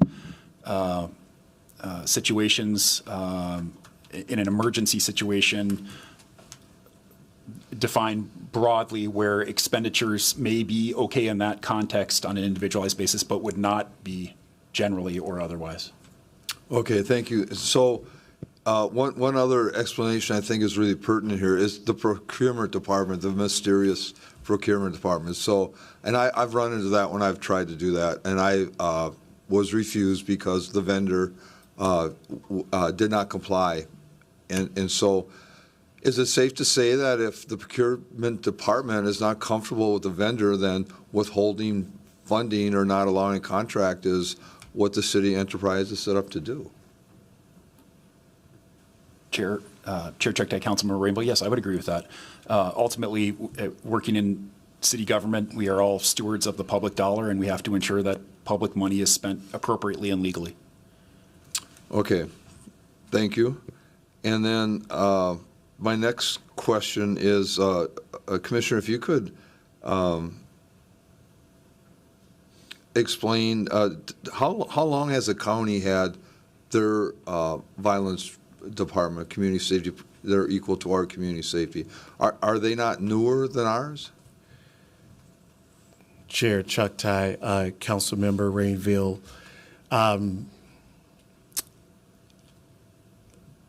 The city has had GVI for a long time. The county,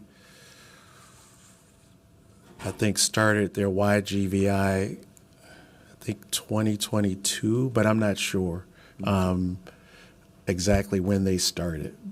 I know the city has had it for a long time because of my prior employment of being involved with GVI. Okay, thank you. And also, this is a county question. Does Eden Prairie or Brooklyn Park pay the county for GVI services in their districts?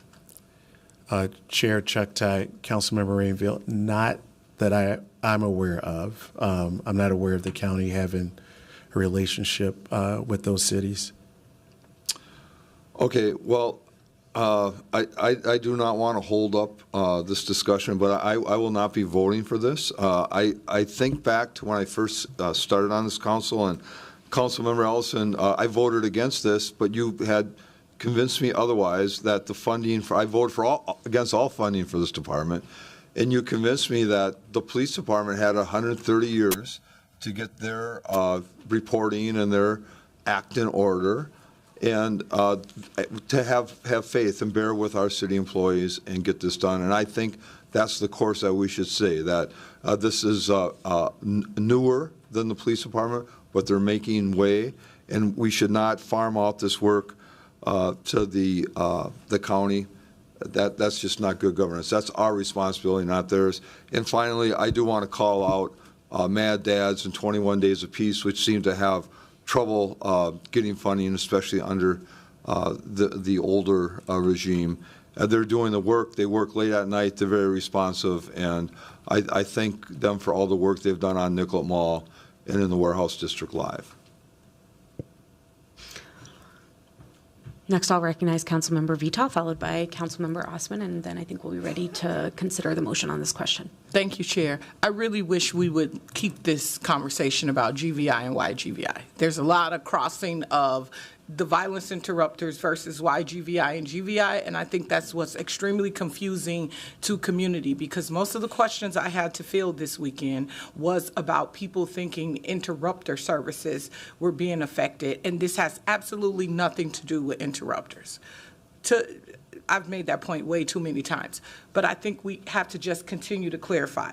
But what I personally want to focus on is the reason why this amendment is stinking up the room for me is because of multiple reasons. One is the timing of this. I, too, receive messages and calls from vendors saying, hey, I just got my email and I'm not going to be selected. And I was in shock and trying to figure out, oh, whoa, this is like a founder of this work. This is a person who I can't imagine doing this work without this person. What are we going to do? But I never once thought I should move the money somewhere and circumvent a process that we all know has happened. We all know the timing here. There was plenty of opportunity during budget 2 weeks, 3 weeks before, when people moved Canopy out of this same department into the fire department. If it was going so bad, I don't know why that didn't happen then. Totally understood the argument around Canopy, was happy to support it.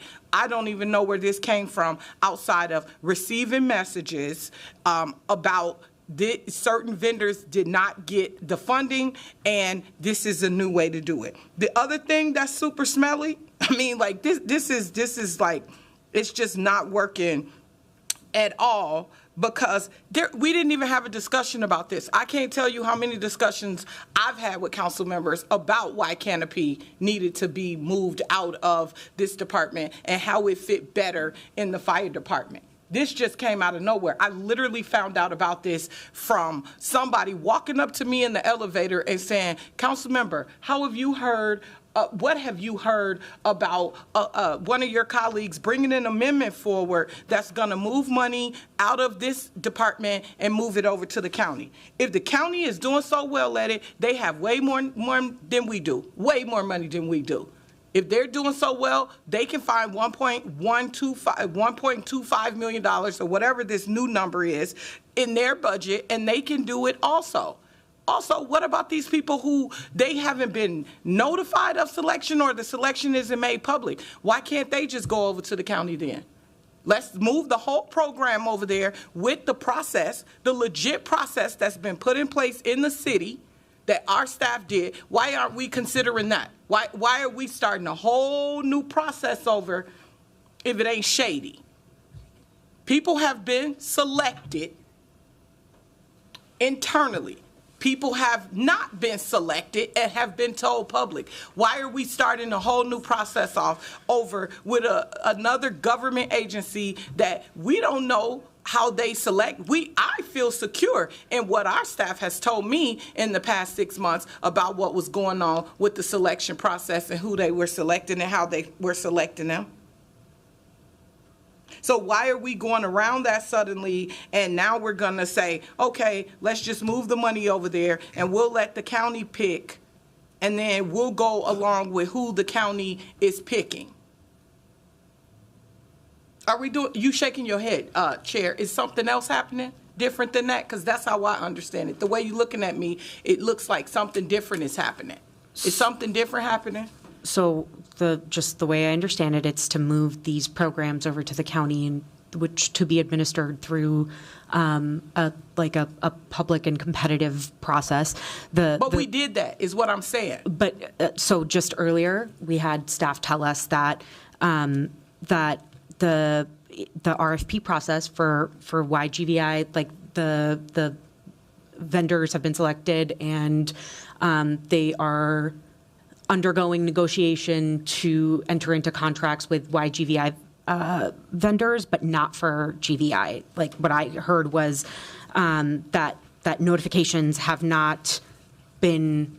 No, but I'm saying we've completed a process. We've taken people through a process. Specifically, let's just speak to YGVI, because I think that's who I heard from was YGVI people that Can I make they one did quick not. correction? Okay. Because I was just informed. I said that for GVI, Chair Chuck Tai, that they had completed the RFP process and notices were going out. I was corrected that they are actually in negotiation. So both are in negotiation. Okay, yes. got it. Okay, I thought that's what was said earlier. And then the other thing is, how are we certain that our vendors want to work with the county? I've heard people talk about the troubles that they've had working with the county as vendors also. Why are we just, why have we made a decision that they're better than us? I'm kind of not like that. I think I'm the best. So, like, how have we made a decision that the county is somehow better than us and they're going to do a better job at this and they have more experience than us, yet we've put all this money in investments around technical assistance with all these agencies to come in and help and make it better. We did all of that work last year, proud of all of that, but now we're saying, let's move this particular. What's going to happen when the RFP goes out for the violence interrupters and then somebody friend don't get selected or somebody whoever don't get selected? We going to move that too? That's not happening. It's happening now. But it's happening now. No, we can play the game if we want to. I can say what I want to say. I know what's happening. Okay. And I know the timeline of what's happening. So what's going to happen when somebody's friend doesn't get selected for violence interrupters group because there's a solid process in place? Can we not ascribe motives? To select. Thank you. Ascribe it to who? The universe? I didn't say anybody's name. Councilmember, I don't think we should insinuate at all. Oh, so we switch it up when it's me. It's ascribe motives every other time. Now it's insinuate. But when other people do stuff, y'all sit and listen to whatever. I done told you, I'm getting sick of it. When it's me, everybody got to have decorum. Everybody got to be in line. Only for me. This one next to me, yell out of turn, decorum. That's bad decorum. Whenever she feels like it, y'all don't say nothing. They do. Nothing. She talking right now. That's what I'm saying. Learn how to be leaders up in here. This is not showing leadership either. Everybody can see what y'all doing. Now, if you want to do it, do it. You're not going to do it with my vote, but do it. Or figure it out for the people who we really want to be doing this work. And this ain't the way to do it, period. Finally, I'll recognize Councilmember Osman. Go ahead. Councilmember Osman was in queue for me. I did want to ask a couple of clarifying questions. I'm pretty sure I know the answers to these, but can the authors remind me the timeline of this? How long do we expect this move to last? Thank you, Councilmember Ellison. For the duration of 2025. So we're already midway through February. This is less than a year. I wouldn't support a permanent move to the county because, you know, gang. I'm over here on the city side of things. Right. But yeah, this is less than a year. Which, you know, Councilmember Rainville, you talked about our need to help this department develop. You know, I still believe in that, but I think I support this move because we're talking about a limited scope, a limited timeline, and I do have a few other questions for the authors because it came up during discussion. But is the intention here to make sure that we do not interrupt continuity of service? Because I know it came up as a concern from other council members. Yep. So again, thank you, Councilmember Ellison. For the motion, that's why we included that the agreement should outline the transition plan around, you know, addressing that disruption piece. Of course, we want to minimize any disruption. From our understanding, the county is already administering GVI, YGVI programs based in Minneapolis, and will be able to continue that work. So ideally, that information can be reflected in any agreement that's brought forward to council for approval. Thank you. And if there's clarity, we're at committee right now. We still have another decision to make at full council. If there's questions that folks have for the authors, if there's discussions that need to happen between the authors and staff, I hope they can happen before full council, because I'm going to support this today, but I also hope we can grow support and reach some kind of consensus before full council. I guess I don't even really know what the count is going to be today, but you know, I just feel like it's really important to say that. And I wanted to make a few other, I think, important points. You know, we're here getting into the weeds of like procurement and, you know, public purpose. And to me, just the whole discussion, to me, feels like just a massive lack of communication. I feel like I'm a little bit of beating a dead horse on that for the last year or so, but I just keep seeing it everywhere in the institution where if we've got vendors that don't understand our processes, my experience is that it's rarely malicious and that it is typically a matter of education. You know, we've got complaints, we've got we've got leadership transition in this department. Those things are not failures of our staff who are there. Our staff who are there are doing great to maintain, but it is a lot for folks to be taking on, especially in quick succession. I think having a reset, I think having some time to have a healthy, deep breath, if we take this opportunity and use it that way, is not the worst outcome in the world. And so that's one of the other reasons I'll be supporting this. And yeah, and like I said, I think that those feelings of instability go way back within this department, go before some of the leadership change-ups, and now here we've just had another one. So I think this is an opportunity for us to invest in, to sort of allow some productivity and some rebuilding to happen. Last thing I'll say is, you know, I'll keep saying this until I'm gone, and you guys are, you know, speaking of less than a year, I've got less than a year, but not 90% of this discussion should be happening between the authors and staff in, you know, the commissioner's office. You know, 90% of this discussion should be happening in a conference room, at the new building, or in a council member's offices. That's where 90% of this discussion should be happening. And if that's not happening, it's easy for council members to point the finger or for staff to point the finger at council members. That is a shared responsibility. Everybody's got to be working in equal parts to build that bridge.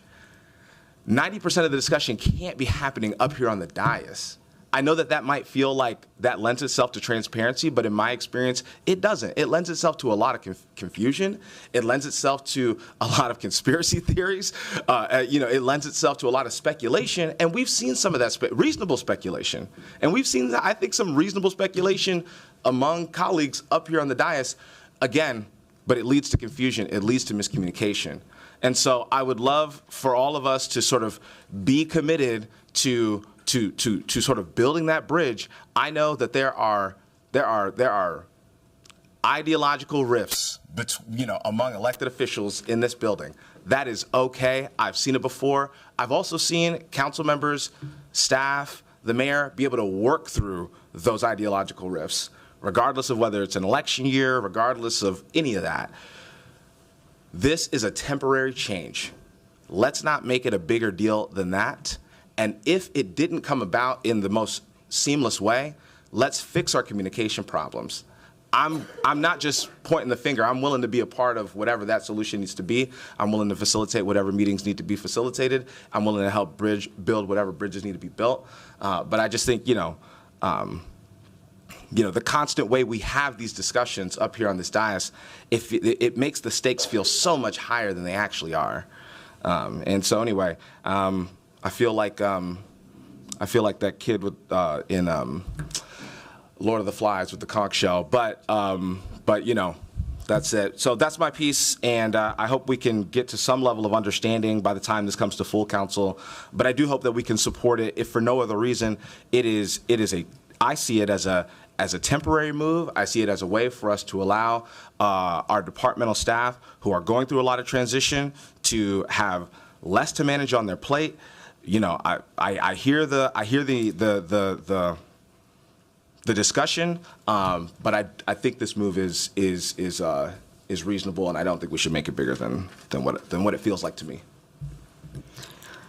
Thank you. Next, I'll recognize Councilmember Palmisano, followed by Councilmember Osman.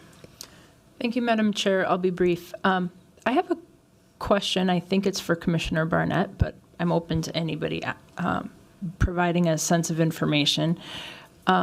Commissioner Barnett, can you help us understand how long after this whole system was rebuilt, how long did it take to do the RFP and negotiate contracts with these vendors, like an approximation of months? Hello again. So the drafting process started August 2024. That took 2 months of planning the RFP to ensure that the criteria is right, to ensure that we're asking the right information. We released the RFP. I have the timeline here. We released both RFPs Wednesday, October 16, 2024. The RFP closed on Friday, November 8, 2024. I usually say evaluations have to take a minimum of 4 weeks. Again, it depends on the number of proposals you receive, because we want to avoid reviewer fatigue and ensure that the first proposal is reviewed with the same clarity and enthusiasm as the last one. And then once all reviewers wrap up evaluations, then we have to go over the review material and ensure that the procurement department agrees with the way that the evaluation was carried out. And then we have to start the negotiation process. So sometimes that includes a request for information, which is what we did with both these RFPs, because oftentimes the top scoring vendors aren't necessarily the vendors that are most equipped to do the work. And so we have to dig deeper to understand how their services align with the GVI model. And so that took a week for us to go through that request for information, including NNSC staff, including MPD leadership, including neighborhood safety staff.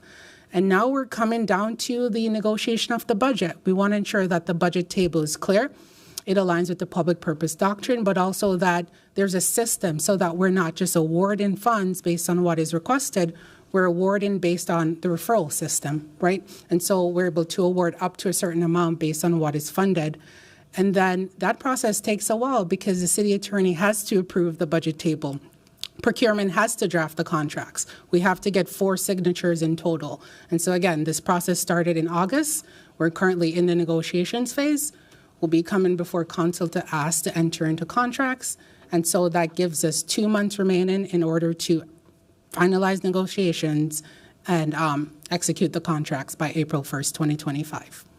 Thank you. So, Madam Chair, my point is this. It sounds to me like between 6 and 8 months is the time that it takes to put together one of these contracts, which to me makes what Councilmember Ellison said sound fairly unpractical to have it being done at the county, because after it is done at the county, mind you, in this resolution, it says that it will be coming back to this council to approve. So that puts us pretty far past summertime activity, and it puts a pretty significant gap in this work. This is not about continuity of work. To the other point, I would say I got this resolution after noon today. So if people want to rebuild a bridge or establish one in the first place, it's about building relationships, trusted relationships, and that feels pretty basic in terms of communication.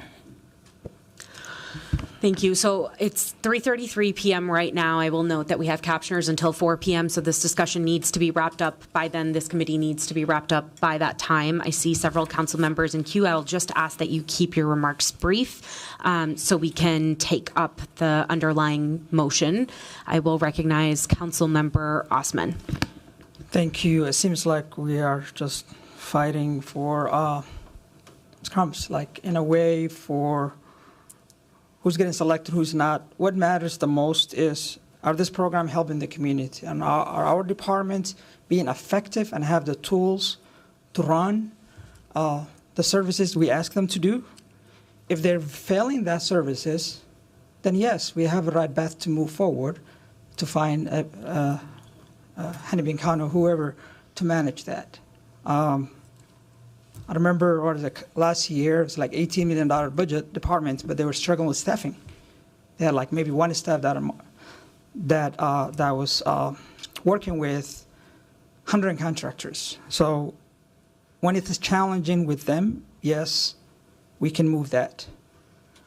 And we also, for me, I would support temporary move, but it is challenging.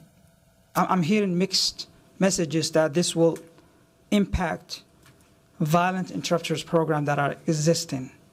You know, I'm hearing them, it might or it might not. So I'd like us to take a step back. There are programs, especially violent interrupters, that are doing a good work in our community, Minneapolis-St program, that we actually are even looking for expanding those programs in different areas in our city. We want to make sure those are being met. And also, are those even getting the support they need or they deserve? Are their contracts being renewed? Are they getting paid? Those questions come up. So yes, we have the right to ask the right questions under the departmental leadership to make sure that we provide the tools they need to do their job better. But I would like us to, I would like to hear from the department before Thursday if the violent interrupters program will be impacted and what number would it not impact. Go ahead. Just as a reminder, Deputy Director Lakes, before you chime in here, the question before the body is narrowly limited to GVI and YGVI programming. This is unrelated to violence interrupter services, unrelated to Minneapolis strategic initiatives work. And so, though I believe you were asked a similar question about this earlier by Councilmember Cashman, so I'll let you answer the question again. But just as a reminder, I know Councilmember Vita has been holding the reminders on this. We are narrowly speaking about GVI and YGVI in this topic. Chair Tugtai, thank you. Councilmember Osman, to very briefly repeat the same answer, it will impact violence interrupters because of the amount of money moving for GVI. So because we only have X amount of money, moving so much of that to Hennepin County will mean it will impact the violence interruption services, which are completely different, but the pot of money is going to be impacted. So those services will need to be reduced significantly. So if that amount before Thursday, the author comes up a number that will not, would you able to give us a number that this will not impact those violent interrupters? Chair Chugtai, Councilmember Osman, I can't discuss those numbers due to city rules because we're currently in the negotiation phase with the GVI contracts. So I can't share those numbers per city rules in procurement. Well, okay. Sorry. Yeah, but yeah, it puts me in a tough position to make sure that I'm not voting on something that will impact programs that exist in our city, but at the same time, understanding that GVI is very important and maybe trying to contract with the county or move to the county and see how they work, it's something that we can think about, that we can entertain, that we can vote on it. But it puts me in a very challenging place. Hopefully before Thursday, there is a clear number of if we move this amount of money, the programs that exist that I'm talking about, especially Minneapolis, will not be affected. Thank you. Thank you. Next, I will recognize Vice Chair Koski. Thank you, Madam Chair. So I was going to just ask for a timeline due to this, and so of a couple different questions. One was the actual dollars for GVI and why GVI, because my understanding is that the number that we have in this current motion is not correct. But you're also now telling me that you cannot, via city rules, give that to us. Is there a way that we could have our city attorney help us understand? Chair Chuck Tai, Councilmember Koski, it might be something we have to get back to you on, but under the Data Practices Act, data that is submitted in response to an RFP is non-public until completion of the evaluation process, and that's a defined term in the statute. It's MnStat 13.591, and that is the point at which the information can be revealed public is when the government entity has completed negotiating the contract with the selected vendor. So while they're still in negotiations, most of the information is non-public. Okay. And so how much longer do we feel negotiations is going to go on? Chair Chuck Tai, Councilmember Koski, we are hoping to have that be done at the next February 18th meeting. We will be presenting that for council approval, so it should be done then. Okay, so then at that time we would know the exact amount and that the exact amount. Okay, the other question that I think is critical here right now is understanding the county and when it would be operational if we were to move these funds. I understand that that's not an answer for you. So I'm going to ask that before Thursday, if Councilmember Wansley, if you can work with the county and get a memo or some kind of written notice to help us understand their process. I am hearing the process that we have here at the city that took 6 to 8 months, and one of the major outcomes that we're trying to achieve here is to not have disruption of these services. And so I would just like to have in written format before we have this, their timeline of moving this funds and what that would look like as well. And then I know Councilor Chowdhury had to leave to go to the Capitol, and due to some of this unknown information, I would like to make a motion to approve without a recommendation today.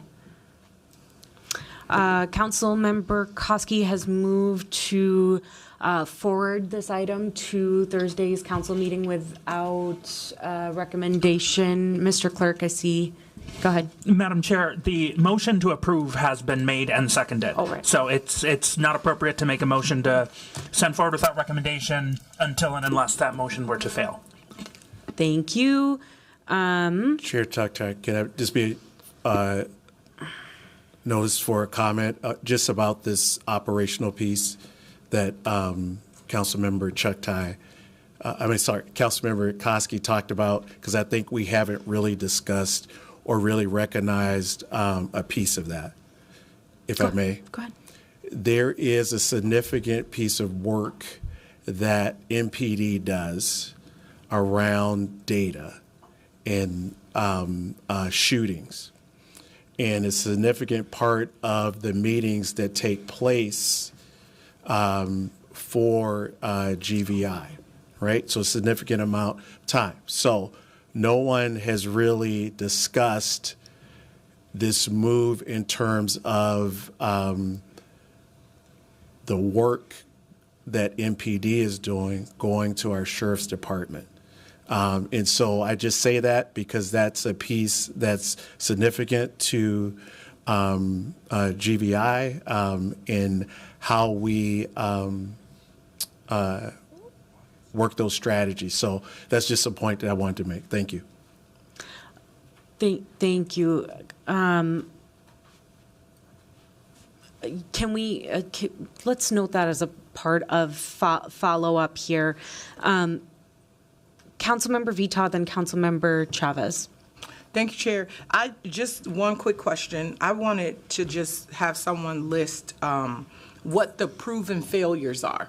Like internally, what are the proven failures that's happened that has that is like rung this bell that we need to move it?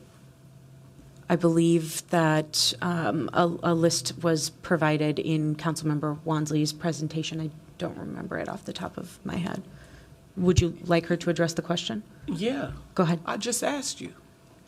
Go ahead. Councilmember Vitaw, yes, the presentation was a part of that, as well as the packet that's in front of you, along with that memo that's included in said packet that's also hyperlinked to a number of the things that council have attempted to do to address the number of issues that was outlined in that memo. I recognize it's short on time, so I won't go into every specific thing that's highlighted in that almost 7-page memo. Okay, she literally said nothing. So because people's invoices didn't get paid on time, because council members think the county is better at, some council members think the county is better at it. I mean, the things I've gathered, I just don't know how we ensure that there won't be similar challenges at the county. The county board oversees their funding just like we do over here. I feel like I trust my money more where I have oversight at it, especially where somebody try to get themselves a 50% raise. I'll take my chances on overseeing my money before I take my chances on it going over there. So I'm really just trying to understand the specifics. I really don't recall like the specifics. So I'll find it and I'll ask more questions up until Thursday. Thank you. And then finally, I'll recognize Councilmember Chavez. Thank you, Chair Chukdai. If we can have staff, because I'm not hearing a number. How much money was funded for YGVI and GVI in the 2025 budget? There has to be a specific number. Why is there no number? That doesn't make sense. There has to, when we approve funding, there's funding for everything. Chair Chukdai, Councilmember Chavez, the funding that is in the budget is not down to the program level. And then when we enter contract negotiations for a body of service, we cease to be able to say how much money is there. So during contract negotiations, we cannot share the amount of money being negotiated. For sure. And I understand, I'm not asking about the contracts. I'm talking about we approved a budget. Yep. And I'm confused why there isn't funding allocations for specific programs. Chair Chukdai. Like, is it not in the base budget or what?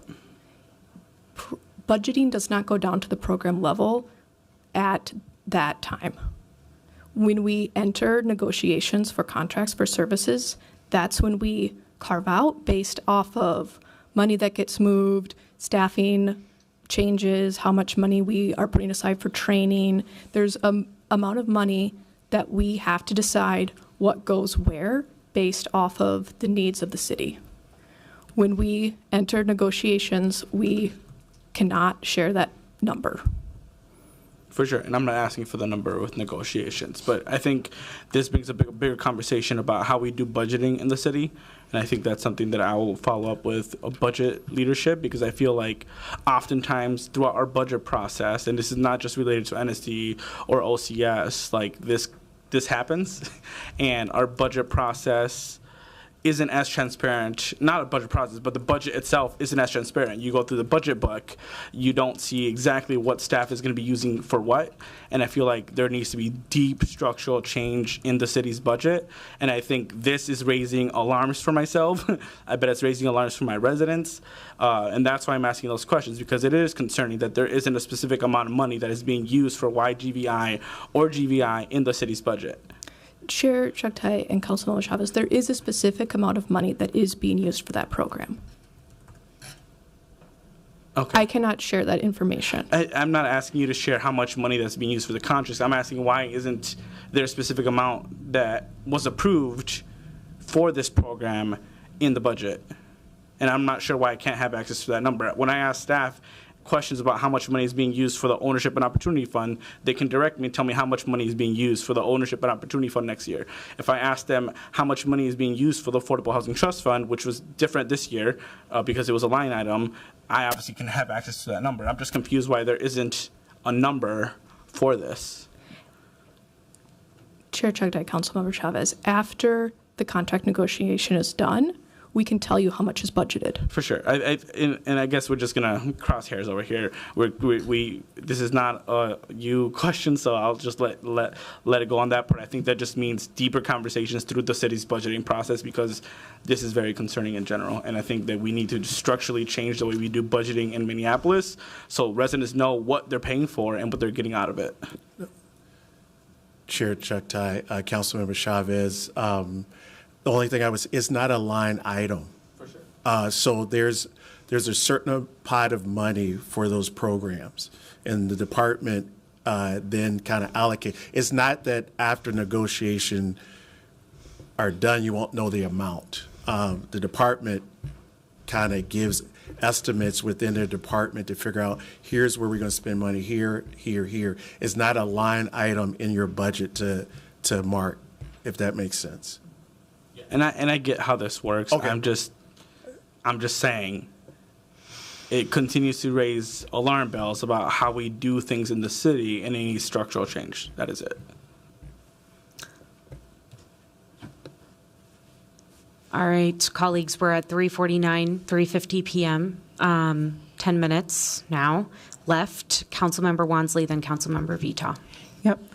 Thank you, Council Vice President Chugdai. I just want to reiterate to the public again, I know we've honed in our conversations about contract administration, but I do want to reiterate, Council has been provided a substantial packet that highlights the memo that we sent to the administration on April 17, 2024, that outlines, if you read through it, the number of issues from financial mismanagement to lack of compliance with guiding policy frameworks, to poor intra-city and government coordination, which I think also was put on display even now with the question of how can we coordinate with Hennepin County around GVI and even MPD. Right now under GVI in the county, there are weekly meetings in which MPD and the city are supposed to be at where data is exchanged. So I don't understand how the commissioner came forward and shared confusion around that. Those meetings are happening. We're supposed to be present, and that's supposed to administer and inform how GVI and why GVI services are administered, if we are maintaining a consistent presence there. In addition to that, again, the memo highlighted credibility issues with both local and national stakeholders and partners. So the failures, again, are highlighted there.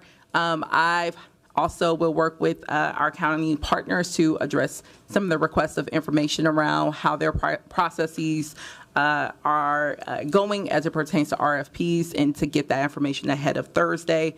And with that, also, I absolutely hear the concerns around structural budget needs for NSD. I think, again, that begs the question of how we need to be thinking through how we make this these programs more financially sustainable going forward. So with that, I do recognize it's timely for us to basically wrap this up, and we'll call to question. Councilmember Wansley has called the question. All right. Is there a second to her motion? I'm not hearing one. I'm going to recognize Councilmember Vita. Thank you, and thank you, colleagues. My question is quick. I think I need to reframe my question. My question isn't what does Councilmember Wansley think has gone wrong with this department. My question is, where is data to support that something is wrong with this department? I got the memo. I read it. I saw the slides. But that's Councilmember Wansley's interpretation of what she thinks is wrong in this department. I'm trying to find out what has happened. What can this administration, meaning the staff who works here, what has happened that shows something is wrong? Seeing no further discussion on the motion to approve item number 4, Mr. Clerk, please call the roll. Councilmember Payne. Aye. Wansley. Aye. Rainville. No. Vita. No. Ellison. Aye. Osman. Aye. Cashman. No. Jenkins. Nay. Chavez. Aye. Chowdhury is absent. Palmisano. No. Vice Chair Koski. Nay. And Chair Chugtai. Aye. There are 6 ayes and 6 nays. That motion fails. I will recognize Vice Chair Koski to make the next motion. Thank you, Madam Chair. I'd like to make a motion to move this for approval without recommendation. Vice Chair Koski has moved to forward this item to the Thursday council meeting without recommendation. Is there a second? Second. Clerk, will you please call the roll? Councilmember Payne. Aye. Wansley. Aye. Rainville. No. Vita. No. Ellison. Aye. Osman. Aye. Cashman. No. Jenkins. Nay. Chavez. Aye. Chowdhury is absent. Palmisano. No. Vice Chair Koski. Aye. And Chair Chugtai. Aye. There are 7 ayes and 5 nays. That motion carries. This item is forwarded to Thursday's council meeting without recommendation. With that, colleagues, we've completed all business to come before this committee today, and without objection, we stand adjourned.